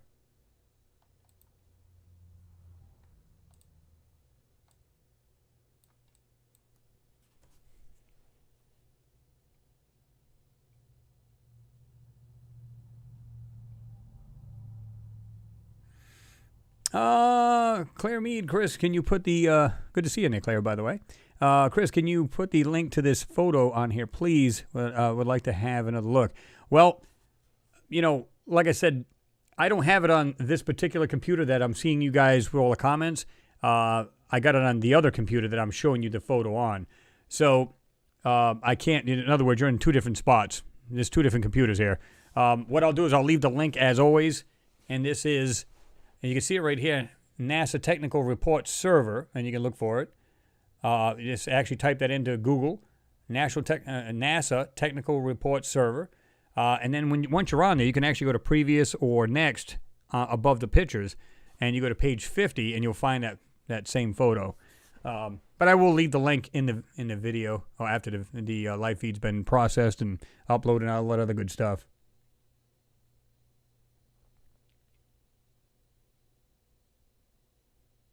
Oops.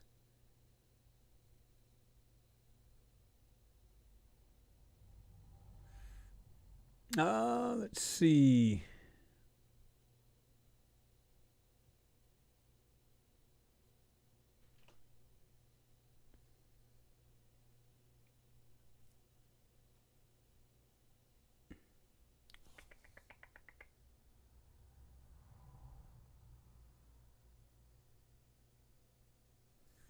Blue Sunset, what's going on? It's good to see you. And he said, I never seen a YouTube post that never had any thumbs down. Yeah, I mean, it's like I said, it's almost like people go, my life's completely crap, and so I got to crap on somebody else's world. I mean, that's what it basically sounds like to me, a bunch of crybabies and butthurt losers. But, it is what it is. It comes with the territory. You guys know that. That's why I kind of laugh at them now. I think it's funny.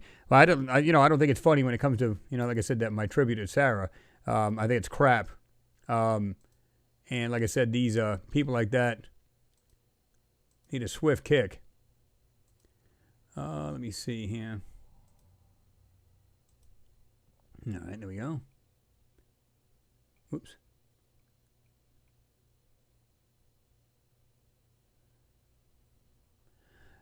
Matt Patterson. Hey, so what are we looking at here? This is actually a photo of the other side of the moon. In other words, it's not the side we can see with a telescope. And if you could actually see the very horizon of it, very unlikely. But this is the original here. This is the photo. And what we're seeing is structures and, like I said, on the lower left here, I'll put it in the very lower left, just so you get an idea. Because the cursor, my little mouse thing is very, very small. I'm not sure why. Like I said, it's about a good 1.5 inches, almost 2 inches on my screen here. Because I made it the pointer as big as I could, or the cursor. And for some reason, it's like this little itty bitty thing on the screen. I don't understand. I got to figure a way to get this thing to work with it. For some reason, it just doesn't do it.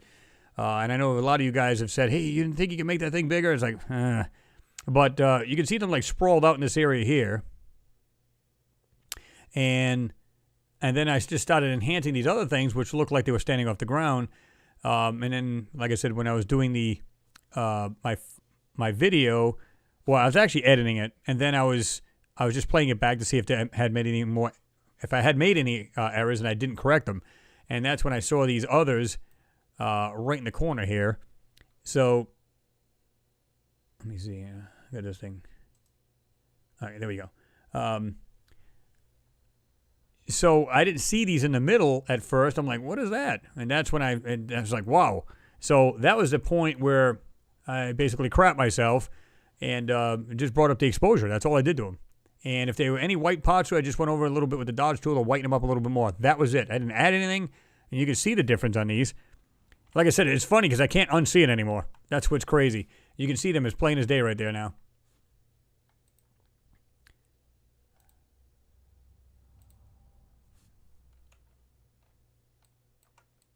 Oops. All right.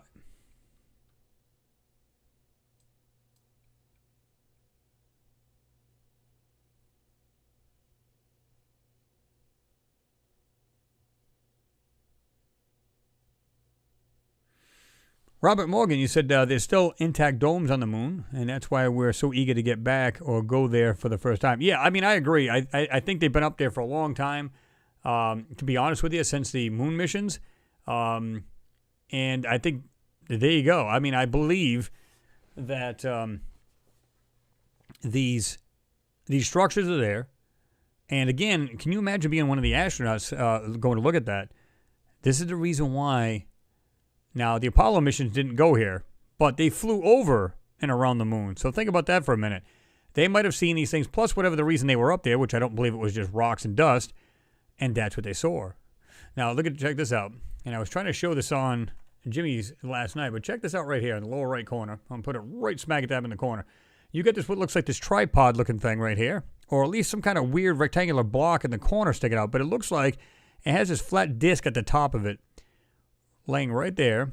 And again, this is in the lower right corner. I didn't put it in the middle of the screen. And you've got this, look carefully, you see this round piece right behind it. It's like at the 11 o'clock position of this tripod thing. Again, flat disc, comes down, straight pieces down here. Then just at 11 o'clock position, you can see what looks like a round base to something. You can see the line of it doing this. I'm going to go slow with the actual cursor. And the other side, you can see the other side. But look, there's like a black circle in the middle of it. And something coming straight out of it. But then you have the ground, or whatever this may be, or if they drew over it, to try to hide whatever this thing is. Or were they using the lunar surface to maybe shelter themselves from solar radiation? Just a thought. Is it possible that's what they're using this for? I don't know. But check this out. Right there. And you can see something right there, black circle. It appears to have something coming up straight out of it. And it's right underneath this whole white mess. Is this part of this lunar surface, they build on top of it to help them block out the solar radiation? I don't know. Because if that was a question, why didn't they do these structures? Or are they dark for a reason to absorb sun? We don't know. Now, again, we can only purely speculate here. But those in the corner right there, no. It looks like a black, straight, almost like, think of it like a black blade type thing coming down. And it looks like it has this white round disc coming out of the center of it. But look at these pieces right there, like I said, in the lower right corner, right here. Have a good look at the base of that thing right there. And then it looks like this weird tripodal thing, whatever the hell that is, with a round flat disc. I don't know what that is. No clue. But look at all the areas that have been completely fudged out of this. That's insane, man. And then have a look. I'm going to put this right in the middle. Well,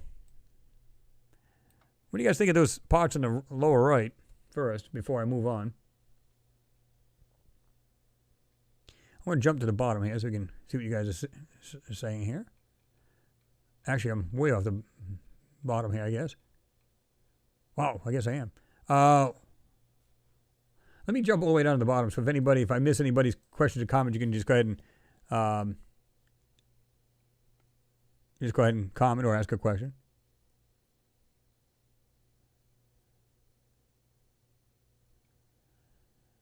Paul's game, you said, excuse my language, but if the world knew what type of technology that's underground in Hampton, Virginia, they would crap themselves. Oh, enlighten me. I'd like to hear more. Jerry McDonald, Darth Vader is in one of those huge structures planning evil deeds. Could be. It's hard to tell.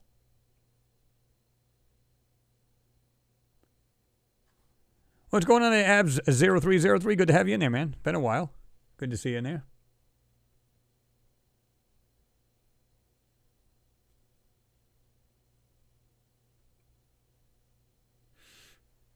Yeah, Limey, like I said, I'll definitely put that on there. I'll put the link in there once this, like I said, gets processed and put on as a regular video after that. So we'll definitely check it out.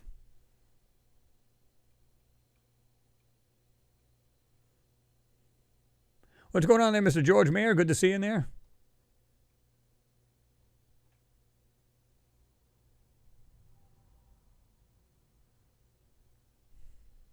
All right, here's another thing, too. If you look real carefully at the smaller things in here, check this out on the lower bottom right here. Just look at the little pieces right here, because I'm going to move this to the bottom right section again. Right here, just look at all the little pieces along here.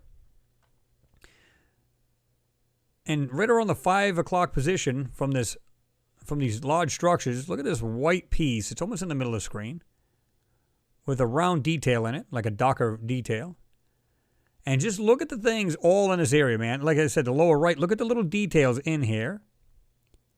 These pots. This does not look natural. No matter how you look at it in this photo, they just don't look natural. Now, I'm not saying none of this lunar surface is natural.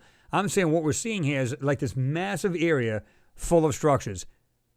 Someone or something lived on this moon. No doubt about it.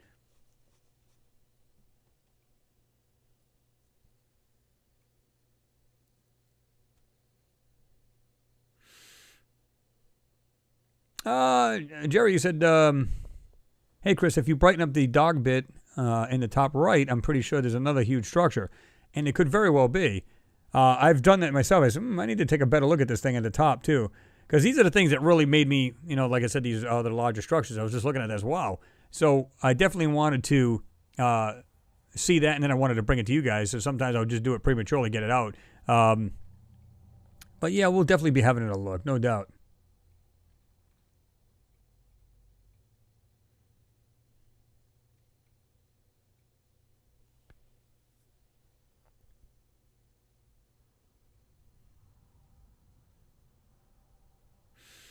Yeah, maybe you said, imagine you are not allowed to talk about it. Yeah. I mean, you can imagine seeing this stuff on there and then say, oh, yeah, by the way, all this stuff you guys are seeing, yeah, you can take it to the grave. Say, what? Let's look at the right corner here, right? I mean, look at the stuff that's standing up off the ground. How do you have like a dock area and then a white piece above? That's telling me there's something on top. In fact, if you look at this, now I think they put these lines here to distract your eyes, but here's a good example. White piece right here, something dark underneath it, and it's shadowed. It looks to be shadowed underneath, and you get this white piece. It's almost like everything's highly reflective to reflect the heat or the sun, and what's under it is what it's protecting. I don't know. I'm just saying that's what it seems like. Look at this. Again, there's something dark right there, and it looks like it's got a shadow underneath it. I don't know. You get this piece right here. Look at the way this is on the right-hand side of it. Nice straight edge, stops right here at the very end on the right. Got this triangular piece type thing above it. Come on, that's natural. And look at these two at the top. It looks like there's arched. There's 1, 2 right next to each other. See that? Something right here too. I just noticed. Look at this. Something sticking straight out of this thing. And it's got a shadow underneath it. So whatever they did, I don't know if it's the actual structure or the parts of the lunar surface. They did this themselves. It's just weird, man. It's crazy. Here's another thing right here. Almost looks like this a very long tent type thing. Look at it. It literally comes up, goes like this here. See that? It's almost like a hanger, only it's made out of canvas. Right here. Right there is the opening. At least that's the way it looks. I'm not saying that's what it is. But yeah, you shouldn't have lunar surface on the top here and something's underneath it. No, that doesn't make sense. Look at this. No way. And the way that thing comes off in the back here on this top piece on the right, that is just weird. It's almost like that's some kind of craft or something like that. It's got this weird design to it. Now, is that natural? I don't think so. You guys think about that? What's going on, Max K? Good to see you in here. You said, hi, Chris. A late arrival. They would have been shocked to the core. You could tell that they were. Oh, yeah. Absolutely. And we've talked about it many a times. In fact, I was telling Jimmy about that, and I think he already knew anyway by watching the video. He just said, yeah, and I said this, how do you go from this is the, biggest step for mankind kind of thing. And like I said, the videos they show, they're on there with the lunar buggy, just, throwing up rooster tails, ripping out all over there. Oh, we're having a great time. And then they were more serious, and they're digging. What do you think of this? And, wow, that's a big rock over there, and this, that, and the other. And you can hear them like and they were singing that song. They were just la da da da da da. They were having a great time. Suddenly come back, totally different men. Can somebody please explain that? So they said, well, somebody said that. They said, well, I think it was on Jimmy's live feed. They said, well, these guys had to go through a lot of exertive stuff, so they're, so it just wore them out. They were just tired. Oh, come on. Seriously, do you really believe that? No way. Come on. Think about this a minute. You're literally just been to the moon. Even if you're exhausted, because you got to keep in mind, they were in basically like a solitary thing. They were in that, it was a homemade, like, it's basically to sanitize them, right? They had them in this, it looked like an Airstream, where they had them sit there for a couple of days. These guys could have napped out, no problem. And then they had them come out. They went to the press conference, and they were like, are you kidding me? Totally different men altogether. There's no way, if I was on the moon, and I was one of those astronauts, and everything was just as they showed on there. And, oh, yeah, just singing and having a great time. Why would you not be the same way? I'd be like, oh, it's super exciting. There's a lot of work. We went to the moon. We could look back at Earth. So they were just thinking to themselves, what is it? I'm trying to remember how they said it first, though. It was pretty wild.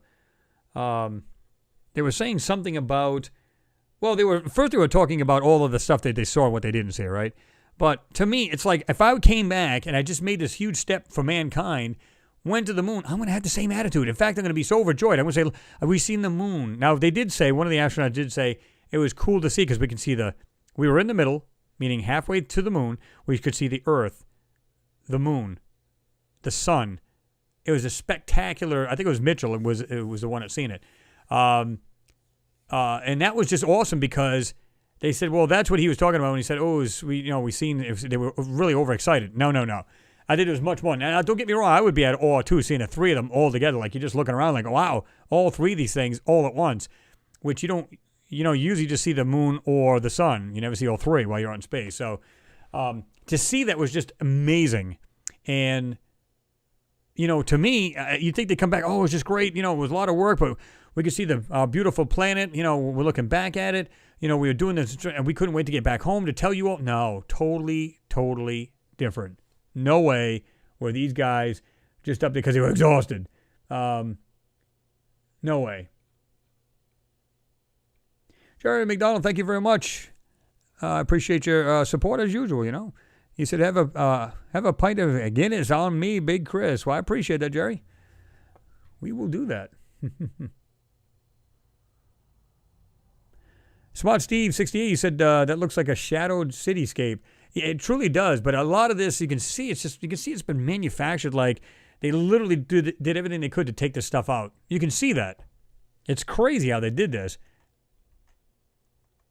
Now, when you stop and look at all the little things that you can see in the white areas that we didn't circle here, because I did this on the first video, when you stop it, just think about all the stuff that's in this big crater next to these structures.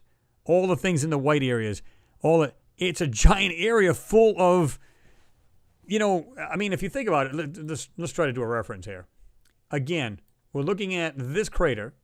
Now, if you can just imagine if you could follow along and make this thing complete, it'd probably go right down to pretty close to the bottom of this photo.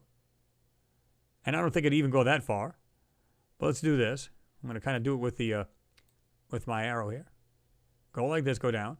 40 miles in diameter. Okay, 40 miles. So if you were to lay it over here, it'd be another 40 miles roughly in this whole area in the back. We're talking like, probably from here to over to here, way on the other side, it could be like 70 to 100 miles. We don't know that. Again, if this is 40, and we were to try to imagine this thing a full circle, that's 40. This one here is probably at least 25, 30 miles right here next to these large structures. Do the math, man, or just take a guesstimation. Look at that. This is a very, very large area. And whatever these large structures were, they probably housed many, many, whatever they were, inside. Or they were machines. Like somebody even suggested maybe they were there was some kind of air exchange type thing. They could bring air or take carbon out or whatever it is that they would do with these things. Who knows? Purely guesses here, but we don't know that, right?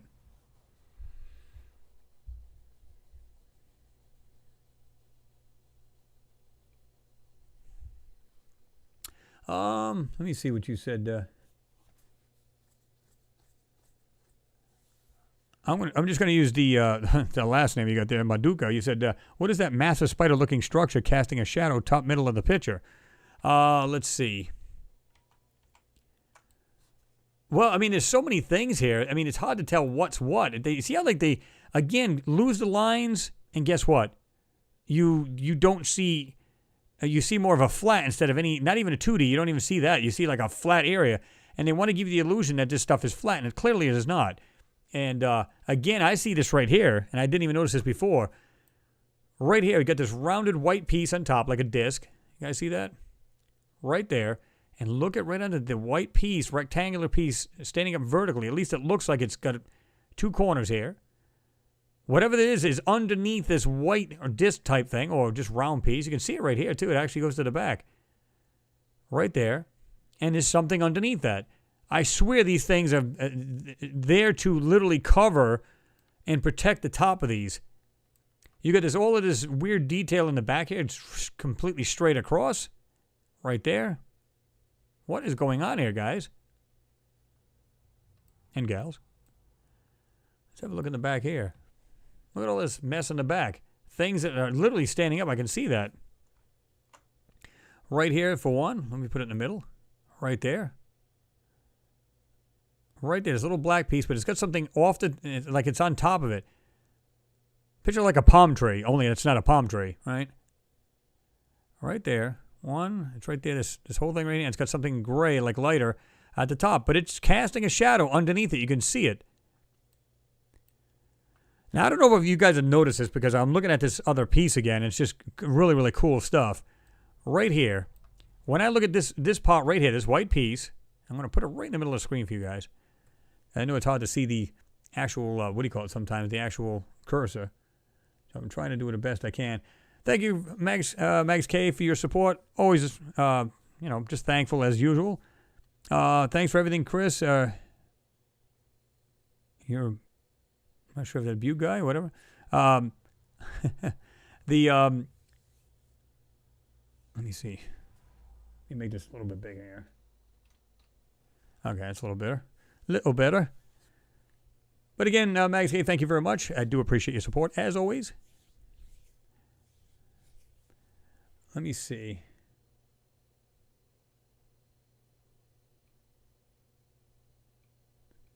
But when I see this, I'm putting it in the middle now. Again, we get this white area. And I'm just going to put the cursor over it. And right in the darker areas, do I see two things that look like they're round? Almost like the giant pipes, or like if this was some kind of craft, these would be like the engines. Now, I'm not saying that's what it is. I'm just trying to get an idea, or try to give you guys an idea what I'm seeing. It looks like you can see one like black circle right here. And it may be another right here, like they're like almost like there's tubes. There's two of them, one on each side. And it looks like they're rounded here at the top of them, right next to this whiter area. And again, we see this mess right here. Looks like structures or something. I don't know.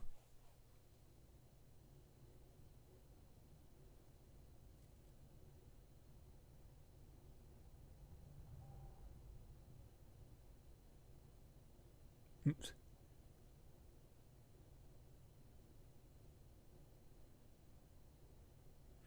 Miss Heard, I guess you're taking off. I'm glad you stopped in, and thank you very much. I'm glad you were here.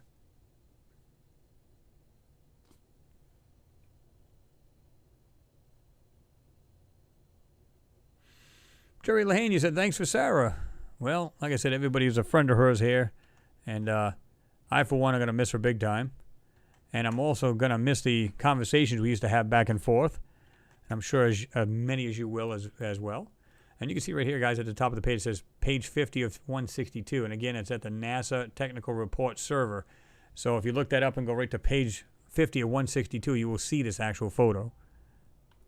But again, it'll be in the link in the bottom. So if you guys have a problem seeing it, you won't have any problem finding it if once I put the link up.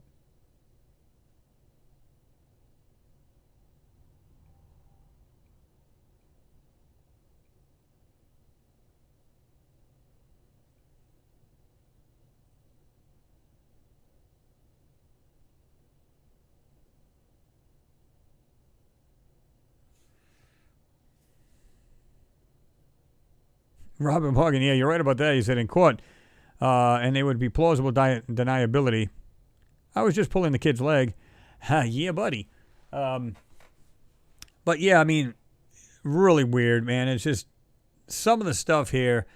Like I said, if it didn't convince anybody before of other photos that, I don't care what, we've seen them, whether online or other channels, whatever, it doesn't really matter. When you see these here, and I look at this whole area now, in fact, I might do this whole area, just, bring up certain areas to bring it up a lot better. And you can really get an idea of all of this area combined. It's just one large, I don't know if you want to call it city, very, very large city sitting right here in front of us. And there it is. And again, somebody showed me, you haven't taken a look at the real large high-def photo. I seen it. Absolutely trash. Not only was these areas completely washed. I mean, you could see where they really went to town on them. and really block these out, period. It was a lot. In other words, this has a lot more detail than the new one does. Let's just put it that way. Now, why would they change them? Why would they hide them? Makes no sense. Or they were hoping nobody found these, and then they put out the newer ones and said, oh, no, there's nothing here. It's just complete crap. And the funny thing about it is the darker areas, they actually have like these weird white lines going through them horizontally, like they just went over them, and you can see what it looks like markered out. Really, really bizarre. And, like I said, so the guy was trying, oh, you're going to not see nothing. Here's the high def when you're using the low res. No, I'm using the one that actually has more detail to it, even though it's been obfuscated and kind of messed with. I don't know.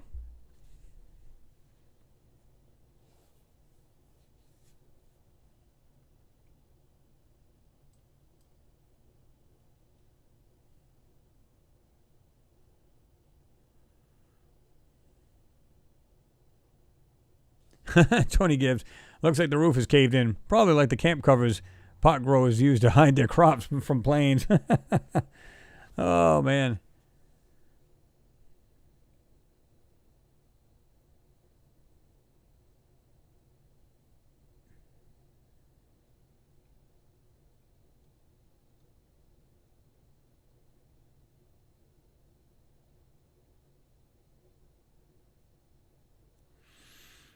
Renee Vaughn, I said your question was, Chris. Question: do you know if the astronauts of Moon mission Apollo 11 did even more missions afterwards? Their lives are not the same after this mission. I don't believe that they did, because there was other missions, and of course there was different astronauts, right? So, when you think about this, it's kind of like if they seen it, then the other Apollo missions crews has also been briefed and everything else. This is what's going on, so on and so forth. So to me, when I see this kind of stuff, they've seen it, and they were probably just looking at other parts of the moon, because they did go to other parts, right? It wasn't just one area. So they went to different parts of the moon. They seen these things too, other structures, other things, or things that look like, I've done videos. You can go to my Lunar Anomalies and Beyond and have a look over there, where it looked like one of those giant containers, steel containers you get on these ships that come, they bring stuff from other countries. It looked like that, just kind of laying on its side on the actual moon surface. And when you see this thing, you're just going, how is that there? It doesn't look like a crater. It doesn't look like a mountain or a butte on the moon. It doesn't look like anything you would see naturally. And it's huge. Whatever it is, it's laying right there. Now, was it a structure? I don't know. But it was so badly, like, the exposure was brought up so much you could barely see any detail until you brought it down and brought the details out, and this thing popped. Absolutely insane stuff.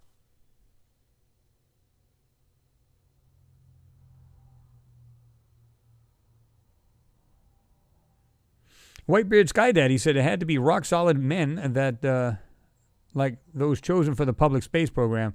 Not just anybody can handle that kind of scrutiny from the unknown source with obvious superior technology. Yeah, I'm seeing this, and if you just imagine how tall these structures are and how large they are, can you imagine standing next to it, knowing that we did not build it? And if we did, still look at the size of these things. You'd have to be like, oh my God. And were these things built thousands of years ago? Maybe by us a long time ago. I don't know. Just cool to see either way, but these things had to have been massive on a scale that we can't even comprehend. And when they get there and they see these things, it had to freak them out. I don't have the HD photo. Who just asked me that? Catmandu.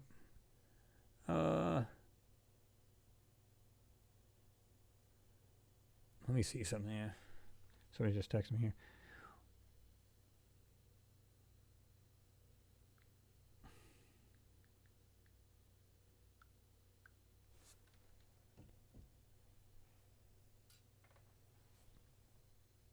Somebody just texted me. I was just answering that real quick.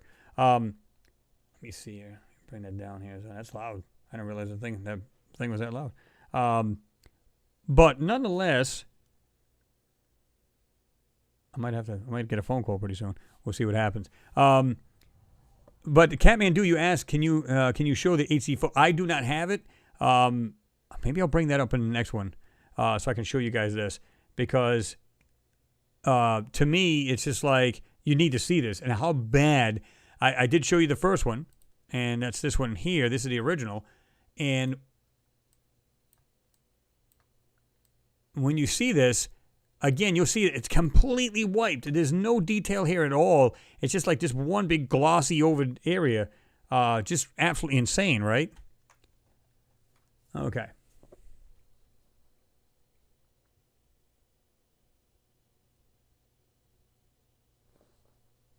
Chris, the crater is Damasu. I'm not sure I'm going to pronounce this right. Damasu crater. It's west of Ocean. Okay, yeah. It's on the near side, visible by telescope. It's known for tons of. Now, see that, Michael Stark. This is what's funny about it. It doesn't say that it's that in the description. So I'm not sure if that's the same crater. Let me see. I'm just reading this email real quick again.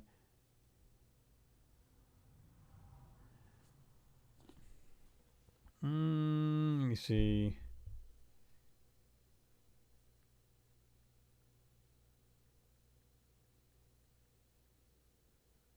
Let's see.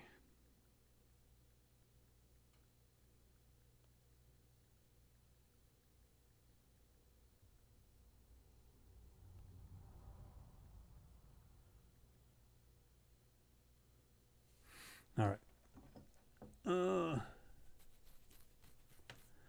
Blue Sunset, you said, I would love to see the photo in 4K high resolution, full color. Now, I'm trying to remember. It may be. Check on this video, guys. Mega structures found on the moon. Somebody, I think, left a link there. And you just have to go down, and there should be a link. And if you check it out, you'll be like, oh, okay. And you will see there's not even any detail where these structures are. They're completely wiped completely. Now, excuse me. If you look at the one in the back even, it's completely like a high gloss, blacked out area. Same thing with these. Now, you can see the shapes to these right here in the middle. Clearly, there's something there. So when you see that thing, it's like I said, there's like these lines that are running horizontally. It's completely glossed over. Oh, my God, it's a mess. Really, really sad.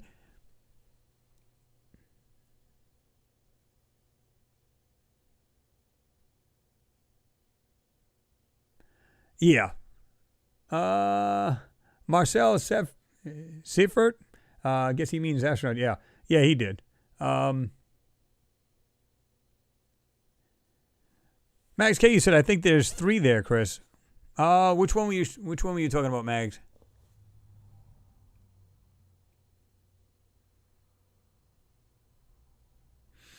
Fox Moldy said it's just weird that if this was alien, then all humanoids build the same way.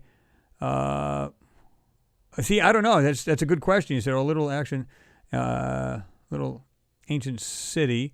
I see Sumerian and Egyptian aspects here. Yeah, I mean, we don't know. But maybe it's kind of a universal way to build. I don't know. It's a great question. That's why I said, because we believe, like I said, we're in the 5th cycle of Earth itself. And that many times, the 4 other times, we had some kind of catastrophic event, kind of like Mars did, but we actually rebounded. And basically, we were knocked into the dark ages, so we had to restart. How do we know we didn't have the technology thousands upon thousands of years ago to actually go up there and build? We don't know that. So, I don't know.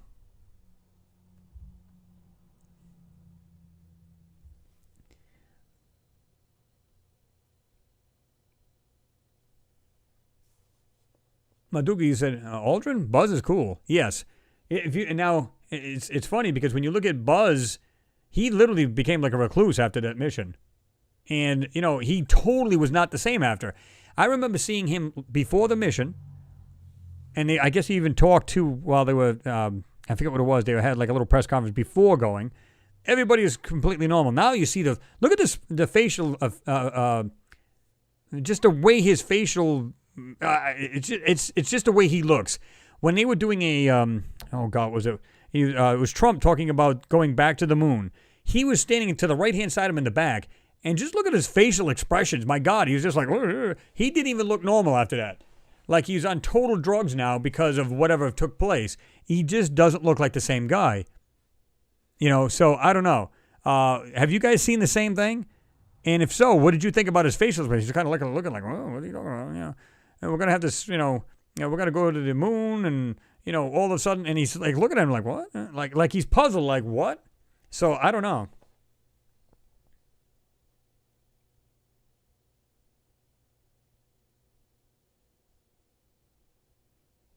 Yeah, Jimmy. Yes, I'll be danged. You are in fact online. Yeah, I wouldn't lie to you, man. So that's why I was asking him, if he called, when he'd call, because I love to talk to him. But I'm like, that's why I just told everybody here. I might have to actually step out if I get a call.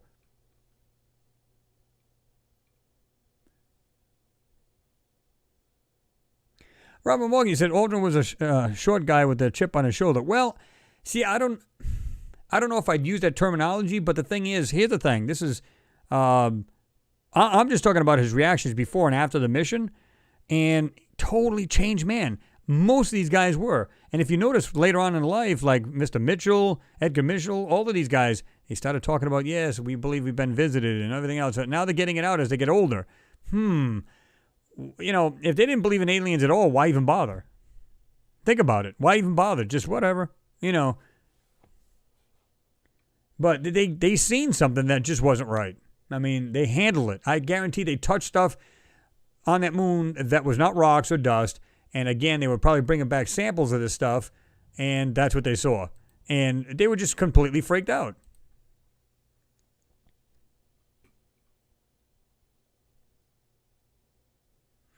Dr. Z. Smith, he said, there's more to the Apollo 11 mission than we are told. Oh, absolutely.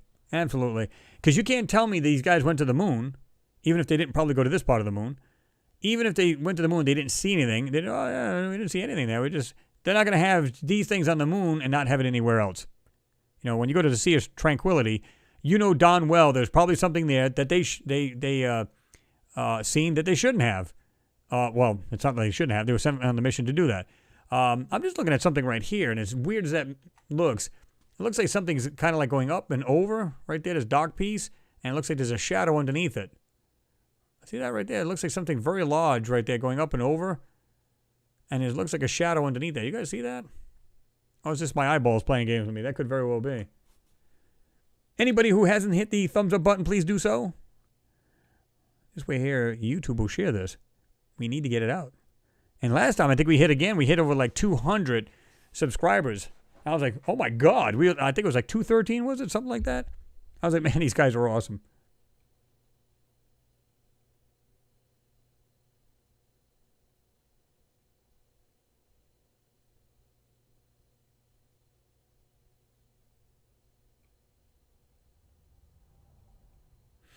New chaotic order. What's going on? He said NASA is planning new crew landings on the moon. That's what they're saying. So that's why I'm saying when they said, well, they were warned off not to come back. I'm not sure that's true, but if they were, then what changed their mind and allowing us to go back? Think about it.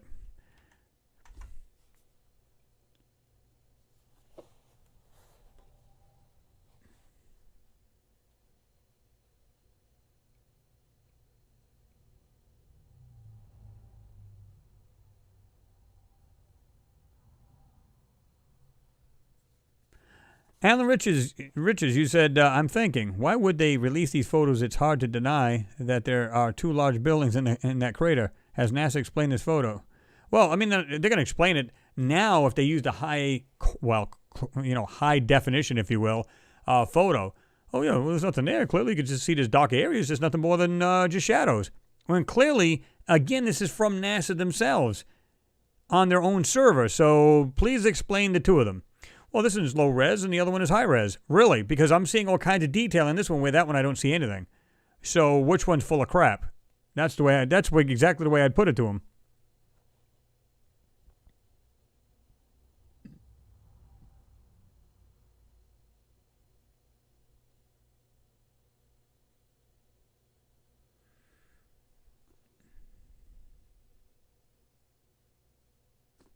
Let me see. This thing just jumped on me here. Hold on.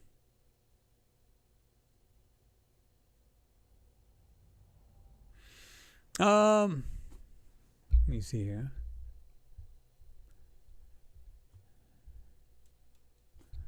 Wow, this thing really just jumped on me. Holy crap.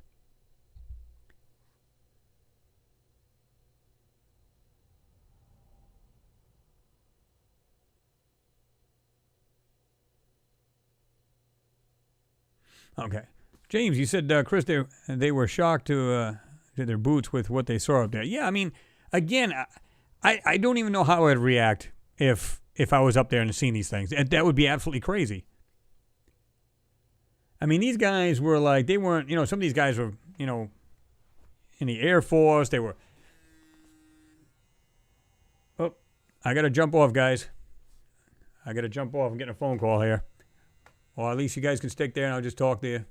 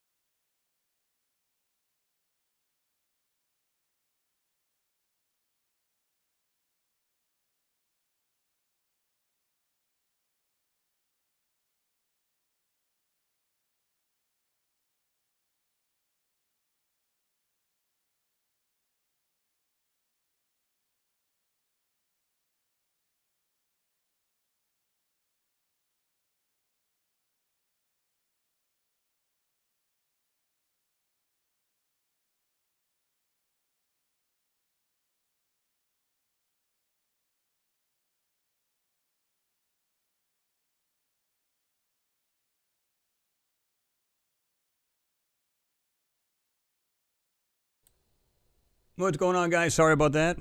Let me say,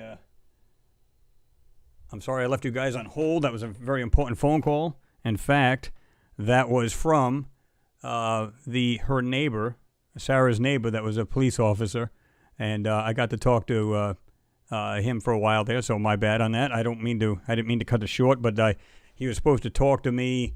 Well, not talk to me, but he was just getting on there to, thank me for what I've done, and everything that was going on with her and everything else. So my apologies for leaving you guys hanging, but I figured you guys would be having some conversation, here and stuff like that anyway. So that's why I didn't just cut the stream short so you guys can still converse. So my apologies if anybody got mad at me. Don't hit me. But so I promise you that's not what I was trying to do here. Like I said, I could have, well, let me put the thing back on. I could have just left you guys, meaning shut the stream up, but I didn't want to do that. I know how much you guys love this, and I do too. But like I said, a really nice guy that I just spoken to, and it's just awesome. She had so many good people in her life, and it's good to see, people looking after her at the time when she really needed them. So anyway, what did I miss, and what are we talking about now? Let's do this. Let's get rid of these, that one, this and that and the other, and jump on this. Pete Ferrero actually said this earlier. When you said, it was right here, we were talking about, it says, field geology at Mars's equator, points to ancient megaflood. Now, he was just saying that earlier, and I'm sure you guys have read this too. In fact, I've got 2 or 3 pages of this right here. Curiosity finds evidence of ancient megafloods on Mars. And isn't that funny? How we were talking about that, how a lot of these structures look washed over. And, we did on Jean Ward's finds, that video I had actually did, that was all his finds, but then I just kind of tried to do what I could to actually get out more detail. And isn't that funny how they found mega floods? Imagine that. So isn't it kind of like every time we pull this together, we find like different pieces of what's going on. My head's reflected because of my gray hair and black hair. There we go. That's a little better. This way it's not highly reflective and it looks a little better. But anyway, so, it's really strange how we have this mega flood thing going on, and yet we see things. How many times you guys have seen, things that you guys said, oh my God, this stuff looks like it's been washed over, like it's been fallen over or something like that. How many times have you guys seen that? Really wild, right? Colleen Barnes, thank you very much for your support. Much love to you. You said, welcome back. We are not mad, LOL. Well, I appreciate that. And like I said, we were just talking about, Jimmy had, when you heard that bing, bing in the background, that was Jimmy telling me, hey, this gentleman's going to call you, which was Sarah's neighbor. And I said, uh-oh. So I went, when? I said, the reason why I asked is I'm on the live feed. He goes, oh, crap. And so I was like, oh, man. I said, that's why I said if I get this call, I'm going to have to answer it because he's been wanting to, we've been wanting to connect for the last couple of days there. So, and he was basically thanking me for, being there for Sarah. And she did look up to me like a dad, and I looked at her like a daughter, and totally genuine and stuff like that. But telling me a lot of good things about her in general, and which we pretty much all knew. So, just awesome. So we're back on. Yes, we are. Now, I know we lost quite a bit of people because we went from like almost, 180 people to down to 119, but that's okay, right? We're still here. That's all that matters. New kayak order. You said you should question why you use mega flood. Yeah, that's what I'm saying. So was it during the catastrophic event that happened on Mars and it flooded over? Like on Earth, was it pretty much the same way where there was a big flood? Now, when you think of flood, the big flood, this was written in the Sumerian text before in the Bible, right? You can look this up. This was, and in fact, it goes on and on about the great flood or the big flood, and this is before the Bible itself mentions it. I get the damn itch in my throat. So, the good thing about it is that when this is what's cool. I'm gonna get back to the picture here. What's neat about this thing is it kind of corroborates what we're talking about, how we see these structures that look like either washed over, we've seen things that look like been tumbled over by something. Well, does that kind of coincide with what this is saying? What do you guys think about that?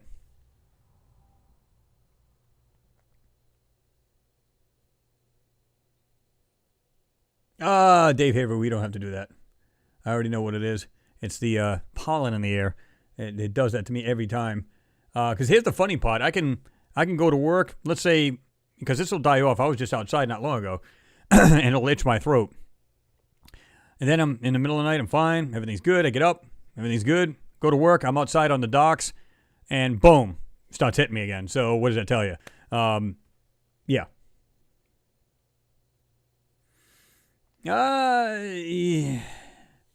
Maduka, you said the Bible is from the beginning. It's actually not. It's actually a book of plagiarism. And I know a lot of people will not like that. And I don't mean to sound disrespectful to the Bible, but there's nothing wrong with the Bible. I think it's the truth. But it's been handed down from a lot of these, the Sumerians, the Egyptians. Because if you look, before they were the Israelites, they were Canaanites. Look where Canaan was. Smack dab between Samaria and Egypt. Now, when you look at the writings from the pharaohs of the Sumerians, just look at the Black Book of the Dead, where the pharaoh actually says in there, while I was alive, I did not kill. Before I was alive, I did not. While I was alive, rather, I did not steal. What does this sound like? It's eerily the same. What does that mean? So this stuff was actually taken from the Egyptians. The Sumerians, they talk about the Great Flood. So the Bible's not garbage. It's actually the truth. But it's gotten this information from other, other civilization, like Sumerians and stuff like that. So this stuff is not garbage. It's the real deal. And the Bible is too, but it's taken stories from other, like I said, the Egyptians and the Sumerians and stuff like that. So I don't have any problem with the Bible because here's the thing. It does speak truth. And, of course, there's other truths in it, too, about different people in the Bible, so on and so forth. I don't have a problem with it. But when people say, well, it's the first book, it's the only book. No, it's really not. And when you really understand what's going on and really find the real original Bible, which I think was, where did I say that was? I'm not going to say the right one, so I'm not going to say it at all. But when they opened up the book, they found out that not only was Jesus married, but he was, obviously they said he was impaled, but what a lot of people don't know is Pontius Pilate did this to many people. This wasn't something that was just done to Jesus himself. Now Pontius Pilate believed he was a god in his own right. So if you didn't believe or go along with him, you were impaled or you were crucified. One of the two. So, but according to the original Bible, they said that Jesus is just like you and I. And this is the reason why he went against Pontius Pilate. This is how he ended up. Is if you remember, he says, how do you say, to search for heaven, do not look there, or there. Look from within. That's right, because your happiness is from within. And he believed that. Well, you tell that to Pontius Pilate, what happens? You're a dead man. So it basically comes out like that, right? So, but there's so many things that, you can find that's prior to the Bible. And it's basically just hand-me-down, stories from these other cultures or other, like the Egyptians and stuff. So, again, I don't think it's trash. I just think it's been copied stories. That's all. No, Leslie, this is the reason why I've been drinking Subway to wash it down because my throat will get dry as I get itchy. So, yeah. Marcel, you said the Watchers are still watching. Yeah, I mean, if you, again, I said this in, I think I even touched on it in Jimmy's live feed when we were doing the live hangout, where I said, they actually say that we did build the actual pyramids. The Egyptians said that. But we had the help of the overseers and the Watchers. So who are they talking about? So did they teach them how to do this? Because if you look at their work, it's spectacular. It's unprecedented. It's almost like we couldn't build that today. And when you go into a structure like that, and you try to slip a razor blade between all these megalithic blocks, and you can't get the blade into it. That's how tight these things were. Didn't use mortar or anything. So it's really fantastic, and they still stand to the test of time. Now, the outside's being eroded, but how long has it been there? Now they're thinking that they're much older, and some stories even say that it was there long before the Egyptians got there, and they just claimed it. What the right story is, I don't know. But either way, it's actually interesting, right?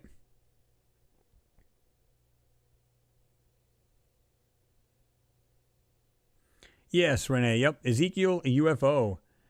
They believe it's the first encounter, right? And Ezekiel, if I'm not mistaken, I might have my other story crossed with it, but, I mean, he was on board. He's looking down from the firmament. So from the sky, looking down, he knows all of the occupants of the UFO, and some of them are geologists, some of them are mathematicians, and so on. And they taught him a language, different languages, and they also taught him how to do, like, agricultural work, all this other stuff. And, of course, he went back down, and, of course, But from what I understand, he was gone for like 300 years, so really bizarre. It makes you wonder, so what's the deal there?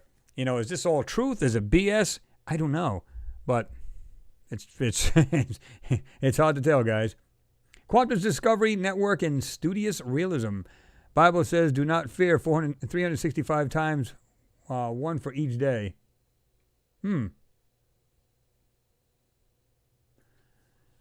Whitebeard Sky Daddy said, we have to accept the word of many scholars to keep the timeline straight and correct. Well, even the scholars now are being corrected, right? I mean, again, we talk about, way back in the day when I was like in the 70s and 80s and stuff like that, where when you were in school, they were talking about how,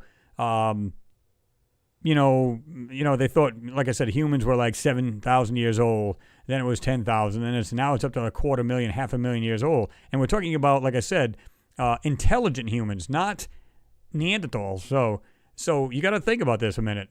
It's just crazy how we're learning newer and newer. So science, some people think science is garbage. No, science is always in pursuit of the truth.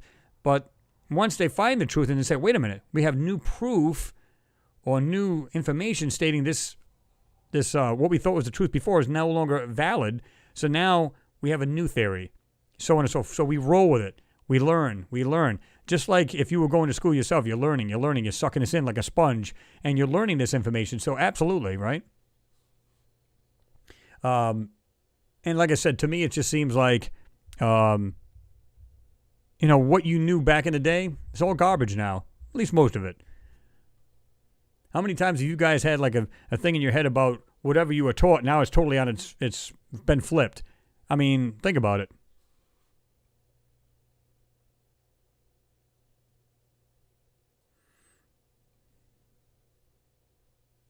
Renee, 6-inch chili cheesesteak. No, I love those, but we want the BMT. I usually have the BMT. It's pretty good. Rachel Anderson, thank you for being here. So I don't know if you just you just got in or where I was silent for a while. I was talking to one of Sarah Michelle's good friends and neighbors. I was talking with them, so I kind of left it on hold for everybody. But everybody's conversing in here, having a good old time. So glad to see you in here, Rachel. She said, yes. Just caught another stream. Absolutely.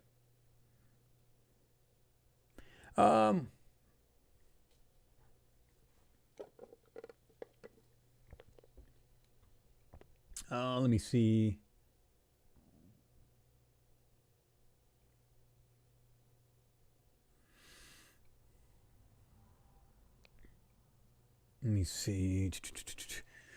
Leslie, you said all Christians were crucified. Jesus was a strong humanitarian, or somebody like him, etc. Agree, Chris? Well, I mean, back then you didn't disagree because there was one. And I don't even think they mentioned his name, but there was one Pharaoh who was, trying to remember how they put it. Oh, man. There was, I believe he was monotheistic, where, to me, it's like a lot of, to me, I'm like, if anything, I'd be polytheistic because I believe there's many. And when I say many, I mean I mean, hell, even the Bible even says that. It says there's, don't believe in any other God but me. What does that say? That basically says there's other gods. Or it's men acting like gods, right? Think about it.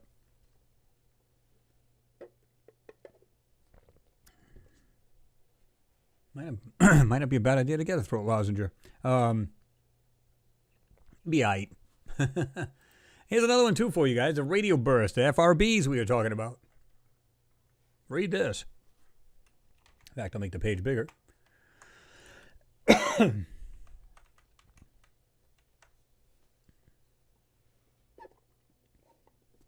you see it right here. It's official. The fast radio burst coming from within our galaxy is repeating. And, of course, they blame it on, in a new peer-reviewed paper, SGR, 1935, and it's got the plus sign, 2154 has been described spitting out 2 more powerful radio bursts consistent with those seen from extragalactic sources. And we got this blank here because I've got, what do you call it in there? To stop any kind of, hold on. To stop any kind of ads and stuff like that. The new signals, however, are not all the same strength. And why would they be? Think about it. Again, it's almost like they're communicating with light. So more the distance, dimmer the light. Closer, stronger the light. Is anybody following me on this? Or is this just like, they're making it sound like it's so mysterious. If it is, and I'm using a big if here, if it is a communication thing, okay? If it is a communication thing, it would stand to reason if you're a lot further away, the light may not be as bright. Why is this hard to understand? So, because they blame it on, of course, it could be, let me see. However, although the handful of FRBs have been traced to an origin galaxy, astronomers were no closer to confirming a definite source of the signals until, of course, that 1935, 2154. On 28th of April 2020, a dead, highly magnetized star within our own galaxy, just 30,000 light years away, was recorded emitting an incredible powerful millisecond duration burst of radio waves. Once the signal was corrected for distance, astronomers found it was not quite as powerful as the extragalactic FRBs, but everything else about it fit the profile. The event was officially confirmed as a FRB earlier this month, and it was given the name FRB 200428. So what I find interesting about this is that even if they knew it was something to do with other beings out there, it's a nebula. It's a cosmic thought. They'll come out with something ridiculous just so you just stare away from it. Period.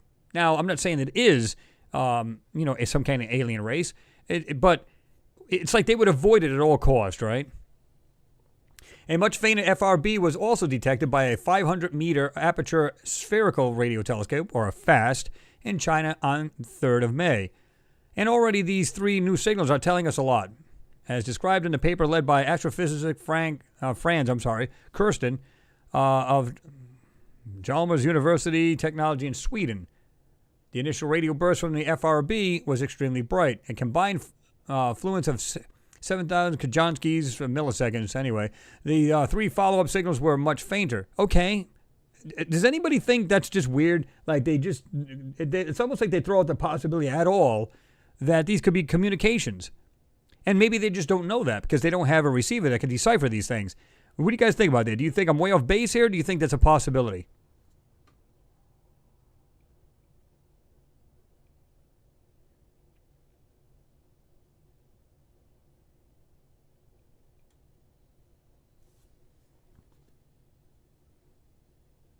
Let me see. Communicate by bending light. New chaotic order, you said? Yeah, again, we're doing it now. We're literally putting a lot of information into light. Again, just a lot. If you got high-speed cable, if you got fiber optics, that's how you get your information. And you can put so much more information in a beam of light than you can on a regular coaxial cable. Just common frickin' sense here. And it's much faster. So, they basically bring it all to, it's through fiber optics, and then, of course, it gets to a box, a booster next on your street, and, of course, it gets sent into your home. So this has been going on. Fiber optics has been out for years. So why can't they just use a simple laser to transmit information? And they have. In fact, now they're telling the public that, yes, we are now starting to do that. Oh, come on. as far as the military. We're just now doing this now, that we're starting to use communication with lasers. I think this has been going on for quite some time. That is quite a range of signal strength, and it's unclear why. Again, what? Yeah. Frank Centurion, he said, sending out a ping. Mm-hmm.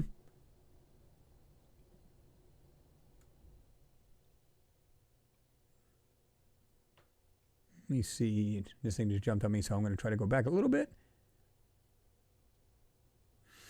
Rachel Anderson, you said, a god to me is just an alien being who's happened to influence Earth in some kind of way that we have a history with. I don't believe in the Christian version of God, which is a fantasy thing. Now, I mean, don't get me wrong. I won't bust on anybody. I believe, if you got your beliefs, you got your beliefs. This is what I believe. Now, I think you're kind of correct in a way as far as that, because and I said this before. Let's suppose we're all before the Egyptian times or around the times, and something comes out of the sky that's not a bird, because what else would be flying back there, right? It comes down, it lands right in front of you, and people like us come out of this craft. Would you not just bow to them and consider, oh my God, these beings have gift of flight? To me, they're much more superior to me than anything else.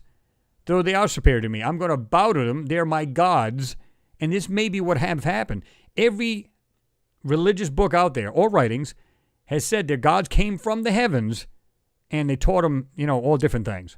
So who are they referring to? And was it just crazy wording taken out of context? Or was it actually they're saying literally came out of the skies and taught them everything they need to know? I don't know. What do you guys think of that?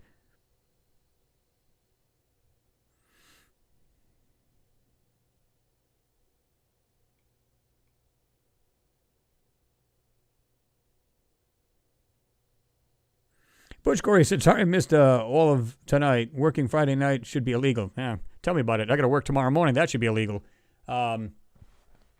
Which ought to be fun in the next couple, what is it? I know a lot of you guys are going to be in the same boat as me, but come this, I think it's just after Tuesday. Monday night into Tuesday, we're supposed to get rain to snow, and then they're saying 2 to 4 inches or whatever it is. They're not quite sure yet. It could be a little more, it could be a little less.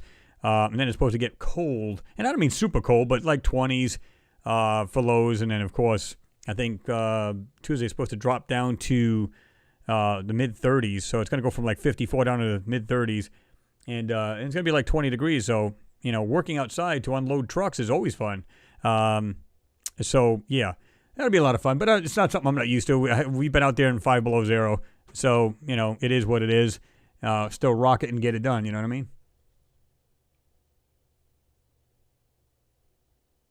Bobby Pentland, he said, hey, Chris, good to see you here. Anything is possible. Yep. I mean, again, we can only speculate because we don't have the answers. However, but when you start kind of putting it together, it's almost like that. Like I said, they try to avoid, maybe the possibility. It says, assuming the single emission mechanism is responsible for all the reported radio bursts from SGR, it has to be of such a type that the burst rate is close to independent of the amount of energy emitted across more than 7 orders of magnitude, the researchers wrote in their paper. Alternatively, different parts of the emission cone might cross our line of sight if the beaming direction changes notably over time. Interesting. Magnetars are funny beasts. They're the type of neutron star, a tiny collapsed core of a dead star, about 1.1 to 2.5 times 2.5, not fives, times the mass of the sun, but packed into a sphere just 20 kilometers or 12 miles across. Magnetars add to this an insanely powerful magnetic field, around 1,000 times more powerful than the normal neutron star, and a quadrillion times more powerful than Earth's. We don't really know how they form.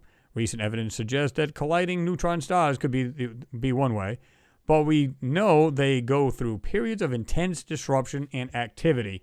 Or it's aliens communicating. Oh, but I mean, how do we know that? Like I said, they go, oh, well, this one's a little weaker than the other one. I don't know. When all I got to do is, like, this was funny because I was on, after I had my, Thanksgiving dinner and stuff, I got up on the roof and I was changing out my TV antenna because I got over the air. Plus I got, stuff I can watch on my Android box. I got, all kinds of channels to watch and everything on there. But I was up there putting this thing on there and stuff like that. And you have weaker signals because they're farther away, and some are closer. Some could be like 7 miles away. Some are 38 miles away, whatever. So it's not uncommon to see stronger and, when you say light burst, I mean, how many other planets and other stuff is in the way of these light bursts as well? Plus, it's more of a distance away. You're not going to be as bright if you're farther away. I mean, just saying, right?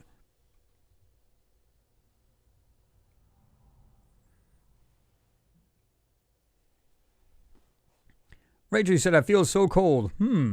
Well, today right now it's 43 degrees, but it got up to like 54 here, so it's not really. Frank, where the hell are you at? Forgot where you're at. Frank's 97 degrees. Man, I'm going where you're at. Actually, I plan to move down to Florida at some point. But, that takes time. But it is what it is, right? 59 degrees, Renee says.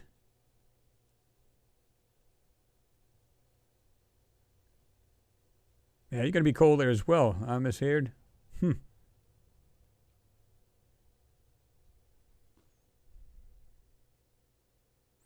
Rachel, you said a powerful alien civilization to me would be able to move around planets and stars with technology. Absolutely. But, I mean, and here's the thing, too. Again, how would you communicate? To me, if you use a light burst, it literally is just milliseconds like they claim. But again, if these are, and that's a big if these are in fact radio communications or some kind of communication, like I said, I keep calling it like the cosmic newspaper or news channel. If you have a receiver that receives this, whoosh, gets that flash, boom, it downloads it, and it's got all kinds of information about what's going on in the galaxy, what's going on today. Well, this planet here just ate the other planet. I mean, whatever news it is, whatever. And again, pure speculation, but how do we know that's not the case? Didn't they talk about the, what was that? You guys will know off the top of your head. I'm trying to remember this. The Dyson Sphere. Remember they were talking about that. The Dyson Sphere, where they seen this large object kind of going in front of the other, the planet that it was around, and they're trying to figure out what that was. They said maybe it's an alien structure. Of course, I don't know if they mean literally alien or if they mean just some body that's floating around it. But it was incredibly large. So is it possible it had a moon like ours, because ours is good size for our planet, or was it something else? And there's all kinds of crazy stuff going on about that, and then you don't hear much about it. If there's other alien life out there, which I believe there absolutely is, then it makes sense to me that these guys would communicate in a way that would be super fast over long distances. It just makes sense to me.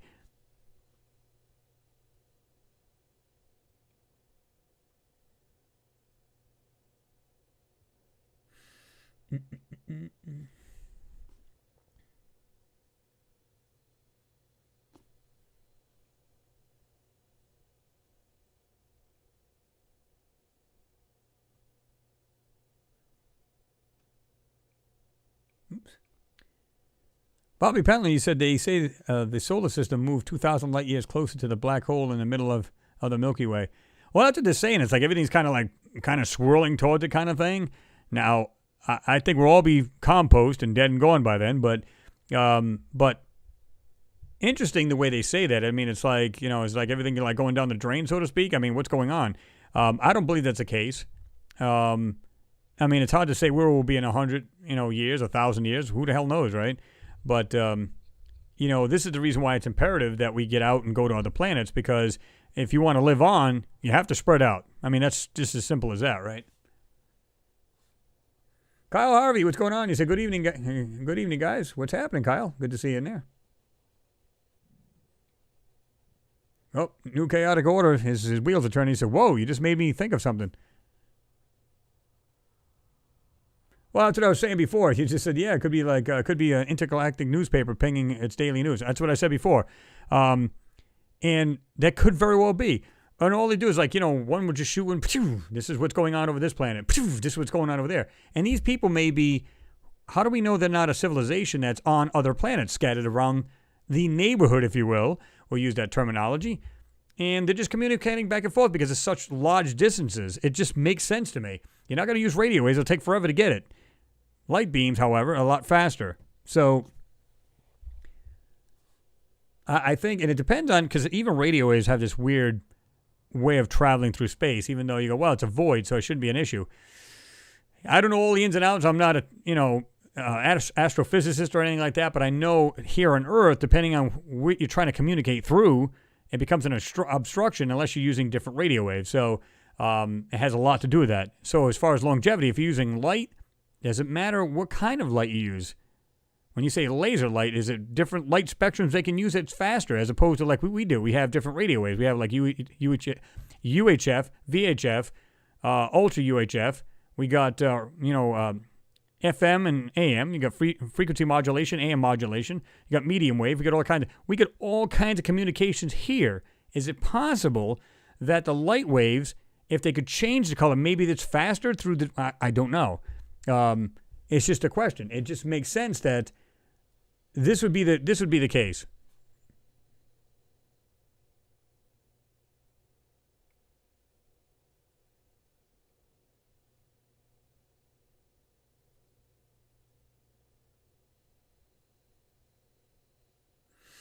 Rachel said, I think communication is aided and some kind of technology for alien beings. Even if it's telepathic, I think it's created by technology for them. Yeah, it might be something like they can think, and it actually goes out to some kind of technology that broadcast it, if you will, right? I think that's what you're hinting on, something along those lines.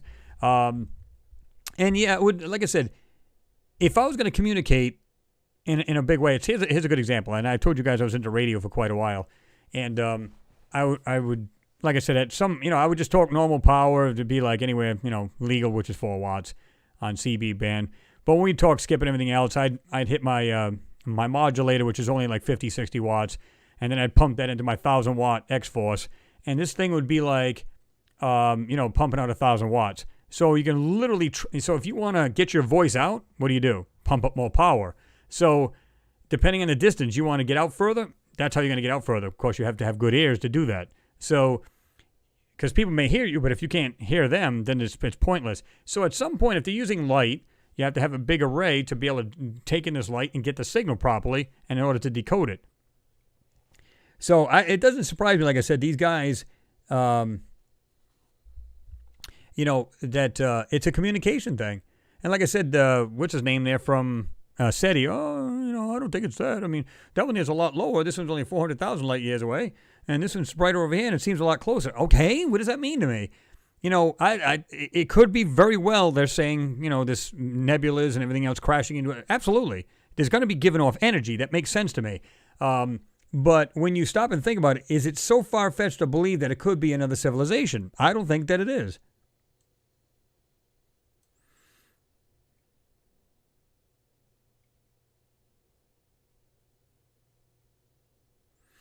Tim Walker, he said, "What's up, all? Hope you're doing good." Well, we're doing good here, Tim. I hope you're doing good as well.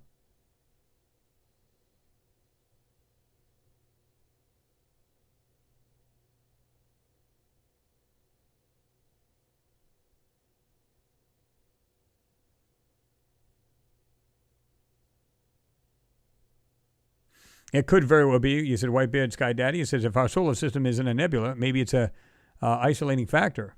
Apparently, these other races are very interested in our emotions and spirituality.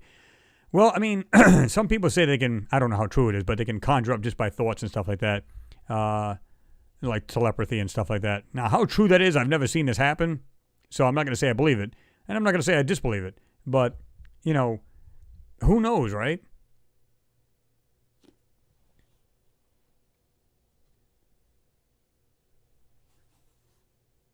H-1AV said modulated X-rays. Well, like I said, I mean, there's so much information you can put into light, and depending on the light being the intensity, and maybe they, like I said, they got a different way, like kind of like we have radio waves here. Maybe they have an ultra laser or lower band laser, like you're saying, like modulated in some form or something like that. Could very well be, right? Oops.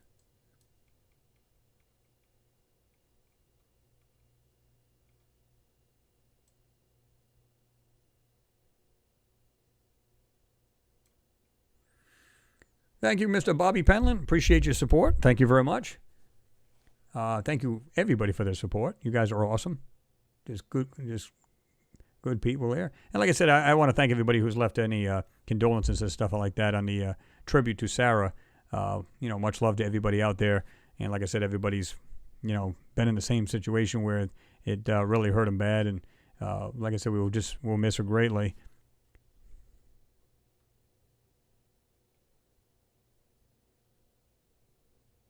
Oops.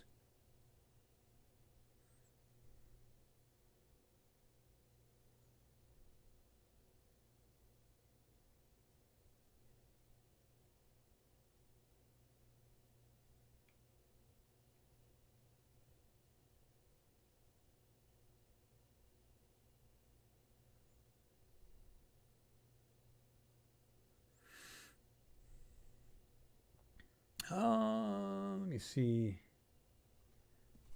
What did I say? Okay.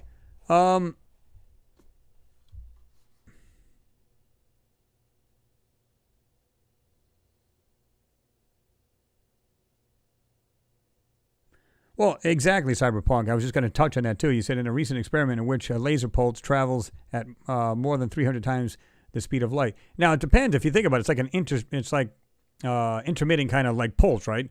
And isn't that what we're seeing? If the FRBs, it's like a split second. A fraction of a second. Doesn't that make sense?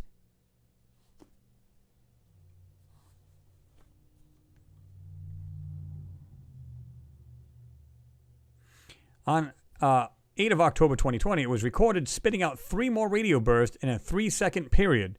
Imagine that. The data is still under analysis, but it marks the beginning of a good collection of signals that could help us look for patterns or clues as to a magnetar behavior that spits them out. Another recent paper suggests that the magnetar quakes are responsible. Again, I mean, it's science and they're doing their thing. I understand it. And, I applaud science, love everything about science. But what if they found out today that it was some kind of weird other civilizations communicating? You think they'd tell us? Come on.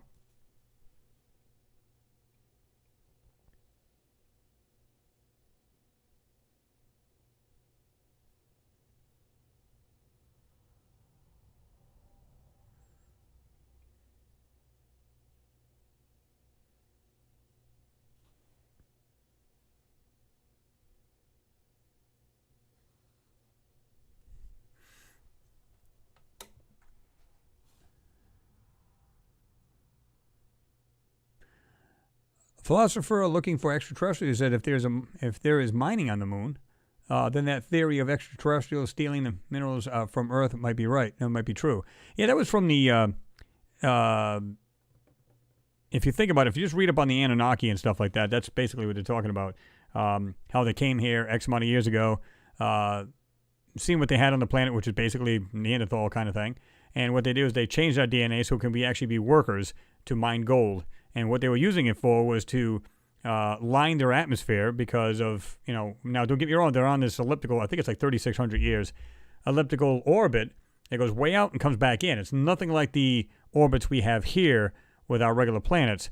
So they come in, they come back out. So I don't know if it's to insulate them, like when the vast cold, it's kind of like more of like to keep any kind of heat in, and then when it gets close to the sun, it blocks it out. So again, this was written. I'm not saying I'm writing these stories, so I'm just saying it sounds a little far-fetched, but is it? I don't know.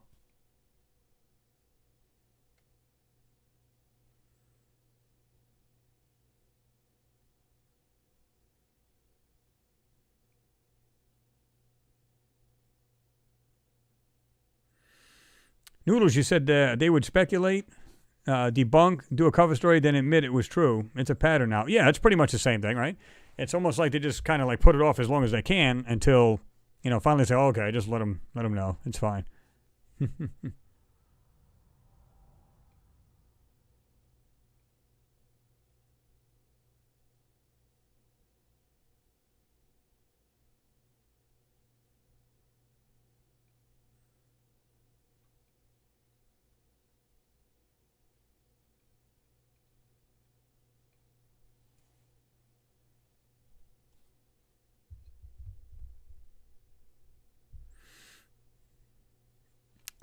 Michael Starkey said, tapping into the one consciousness, which all entities are part of, allows for instant access communication to and from all entities in the universe. Higher vibration dimensional beings utilize this.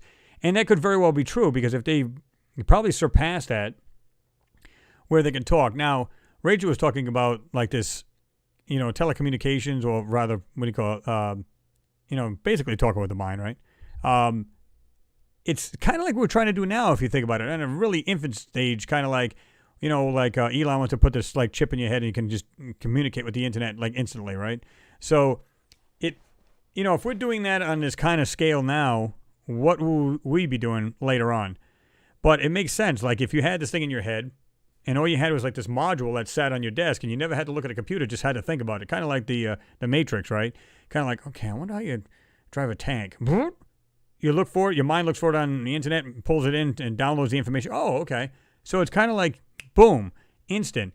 Now, at some point, it had to be technology involved. I mean, like she said, too, it makes perfect sense. Because at some point, you're not going to be able to communicate with your mind that kind of a distance away. So maybe locally, all day long. You can communicate, maybe on the same planet. But then when you need to communicate with somebody else, boom, flashes of information, they come back and they hit you back. So they basically just communicate, and that's it. They're getting the information back and forth. It makes perfect sense to me. Now, am I right? Again, speculation, but that doesn't mean it can't be.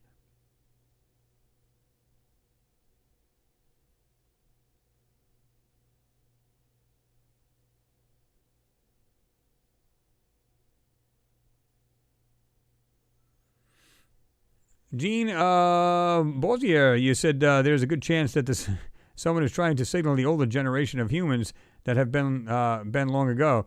Well, how do we know that they weren't doing this every now and then? Like they know that other planets are evolving and stuff like that. They're getting more technologically advanced. Maybe they're just sending this out and see who answers them. Now, obviously, just put it this way. Let's say this has been going on for thousands of years. And let's say it is, a hypothetical, it is communication between other civilizations. Wouldn't that be wild if you go, okay, we figured out what actually deciphered their signals. Now we can talk back to them. Let's see what happens. And you send out your first signal. Like, oh, there's another planet. Okay. They finally reached enough technology to be able to reach us. Okay. Then they get to know us more through the communications and go, okay, we don't want anything to do with you. Especially in our current state, right? We haven't gotten above this crap as far as warring, not giving a crap about each other, so on and so forth. So, yeah, we don't know.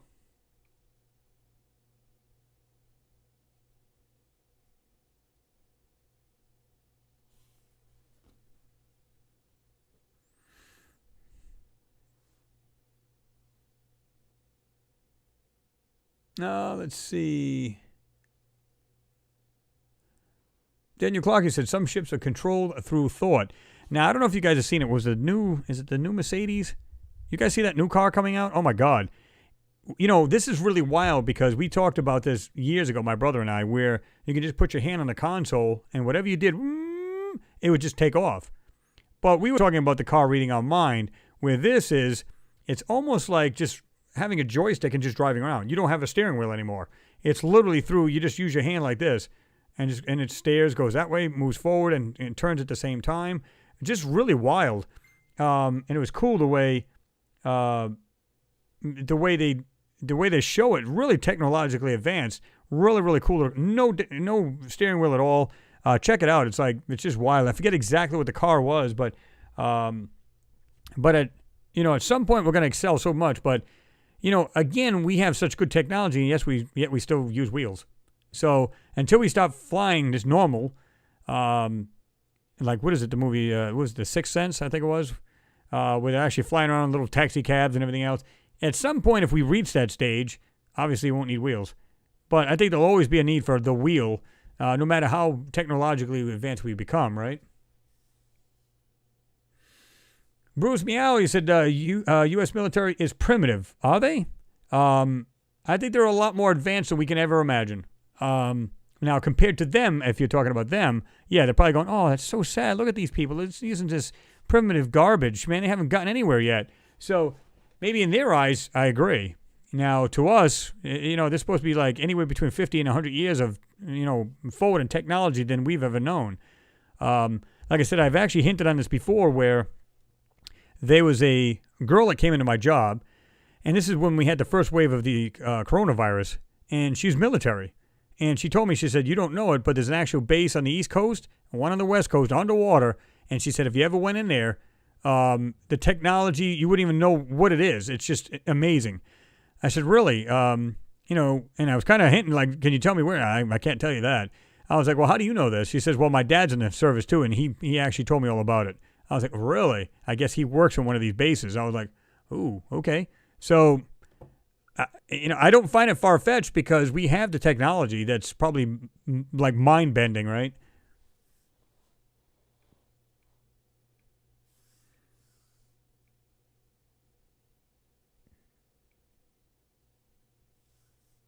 This thing just jumped to me. I'm trying to find this, where this was. Oh, okay. Robert Morgan, you said gold also provides protection from cosmic radiation. That's why you saw the golden sheeting on the lunar and the lemon inside. Yeah, exactly. Well, it's no coincidence either. We use it's highly conductive. This is the reason why you see all kinds of gold traces on a circuit board. Or at least they used to use like a zinc back in the day. But now most of it's gold because it's highly conductive. And, of course, the more conductive the metal, the faster the electrons flow. Like I said, it depends on how you set anything up. It's kind of like a coax. You have your ground, and, of course, you got your setting a conductor, but you have what they call a dielectric, which is basically an insulation between these two, because basically it's a positive and negative, right? But you got a ground and you got the center. And they use different dielectrics and insulation. The more solid, instead of braided, the center conductor is, the faster it'll travel, and more solid, you can put more power through. So, I mean, there's just so many, gold is an actual very good conductor. This is the reason why they believe that the Egyptians had like the light bulb or some kind of weird thing like that. And it wouldn't surprise me, but they use a lot of for like electroplating and stuff like that. But they also believe they had something like a light bulb of some kind of, something along them lines.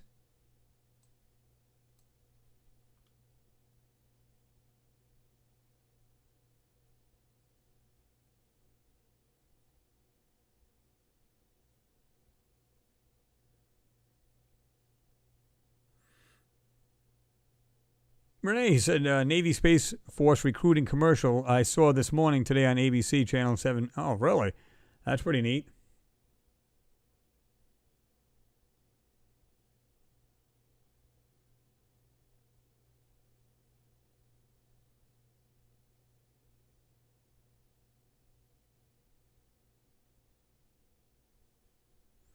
Annette Smith, he said, I got to go. Just thought you should know. Well, I appreciate you being here, Annette. I don't know when you crept in there, but thanks for being here. I appreciate you being here. Hope you have a good night there and be safe.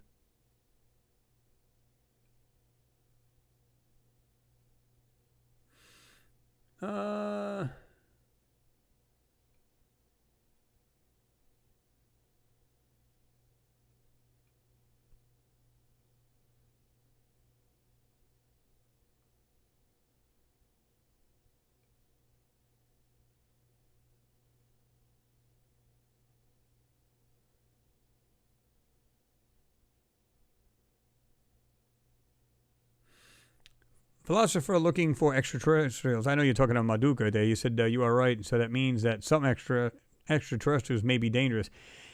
That's a good possibility, guys, but like I said, if there were any of them in this neck of the woods, they would have just annihilated us. Unless, of course, they just go, listen, we can't breathe on the planet, so what's the point? Just let them live there and whatever. But if they try to come out and try to cause trouble, we'll just kind of slap them around a little bit, tell them, let them know their pecking order here. That's the only thing I can think of, because they would have destroyed this planet a long time ago if they wanted it, right, for the resources or whatever else. So it makes you wonder, would they really do that? I don't know. I'm not sure. There you go, Max Guy. Yep, Blade Runner.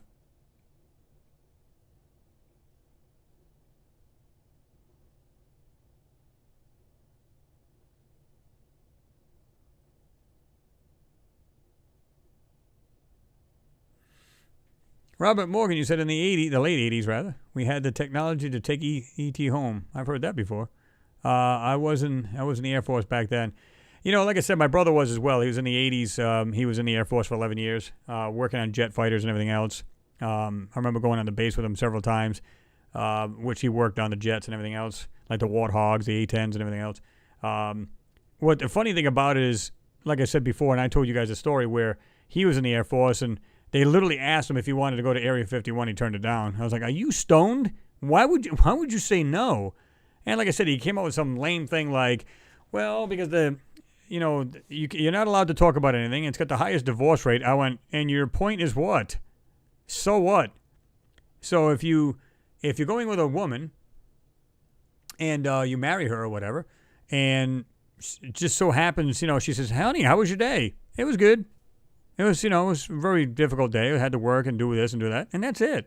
Now, don't get me wrong. If you're seeing technology, that's just awesome. Then that makes sense. You're kind of like, okay. So there's not too much you can do about it. Let me see what this computer's doing. I don't know if it's going to lock up on me or not. It's doing something here.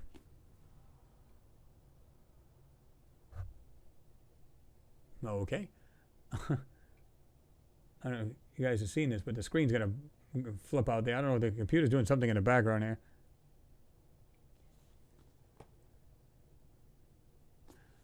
All right. Oops. Michael Starkey said, "Yep, Chris, I heard about the underwater ground military Tech 2, cold fusion, power sources, holographic environments, embeds, or medbeds, stuff we can't even describe due to mainstream knowledge limitations." Yeah, absolutely. Now, I've heard this more than once, but when that girl said it, I'm like, really? I would have loved, I said, "Man, I need to have you on my show." And she was actually talking to more than just me. It was other people there, too.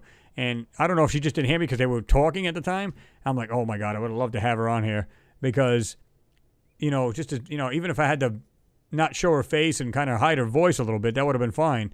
I wouldn't have cared. Yeah, haven't seen her since. So I don't know if she just happened to be in the area because she came to the store that I'm in, where all of this was going on. And, of course, everybody started coming from all different directions because they couldn't find certain things in the store. So they started infiltrating our area where they're all coming in. And we've seen people we never even seen before. So she was probably just one of those people. Or she's on duty somewhere, and that's pretty much it, right?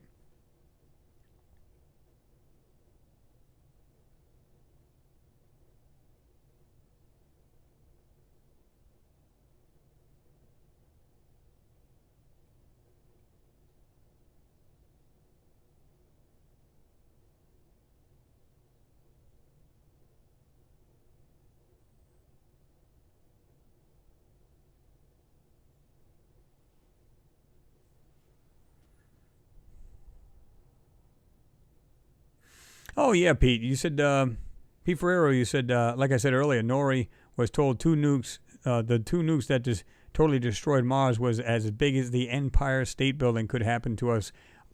Listen, I mean, I don't think we'd even get to that.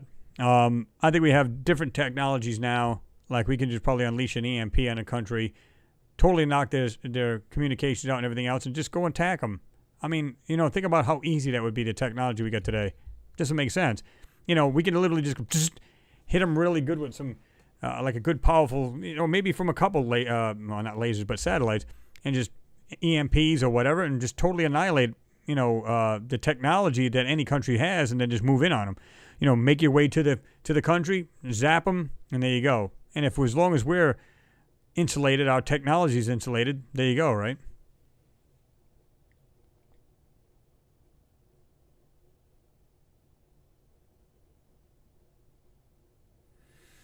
Well, it looks like it's time to get on out of here, guys.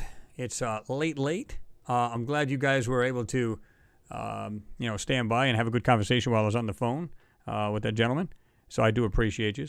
I appreciate everything people have done. You guys have done. This computer's acting up again. I love it.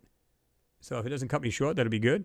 But anyway, guys, like I said, much appreciation to everybody who's gave the condolences to Sarah's family and myself. Much love to everybody out there. I know a lot of you guys will miss her, and I'm going to miss the communication we had back and forth with her, the emails and everything else. But I am, still talking with her friends, Julia and this other gentleman that just talked to me. So, absolutely, awesome that you guys have, supported the channel too. And I'm glad we have the good community that we have, like I said, I can't say enough about it. Just super good people. And we're getting newer people on here every time. And good level-headed people. And that's what we want, right? And you know what? And I love the idea of different views coming in.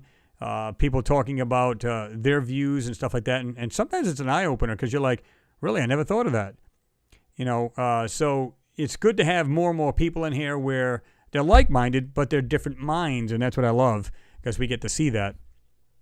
So anyway, guys, I do have that other scrolling video coming out that was Sarah's work. So I'm going to go ahead and put that on tomorrow, and you'll be able to see it. Like I said, if you're just chilling, you got a couple hours to kill, you just take it easy. Like I said, you can always go into that box there where on the YouTube video, you can just hit on that little settings, and of course you can double the speed if you want to. If you don't want it to be 2 hours and 16 minutes, I think it is.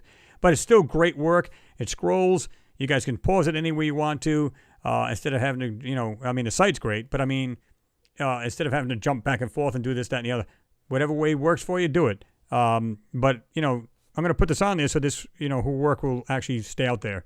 I've got other plans, too, to put it on other platforms so that we can, her work will stay out there. I told her that her work will live on with me, and of course you guys as well if you choose to share it. And I think that's what we should do. And basically, like I said, I don't want to see her work die off. I think she put a lot of work into this, a lot of fact-based information through credible people. So I'm going to do that. Then I'm going to have a video coming out about the photos we were talking about before her passing, where she sent me these photos and said, you got to take a good close look at these. These are awesome. And I think you're going to find out there's some really cool stuff in there. And absolutely was she right. Once I, manipulate or just try to drag these things out, you're going to see like, wow, it's incredible what's on our own planet, let alone what's on, the moon, Mars, or anywhere else. Again, it goes back to, remember I said about Mars, I said, if they're hiding what's on the moon, what makes you think they're not going to hide what's on Mars? Well, if there's things here that we shouldn't be seeing on our own planet, well, if they're going to hide that, clearly they're going to hide what's on the moon, and it keeps going, right? So yeah, so stay tuned for that. So I'm gonna post that tomorrow. It will be up. I'm not sure if I'm gonna do it right in the morning or in the afternoon, but either way, we have the rest of the weekend to look it out, check it out rather.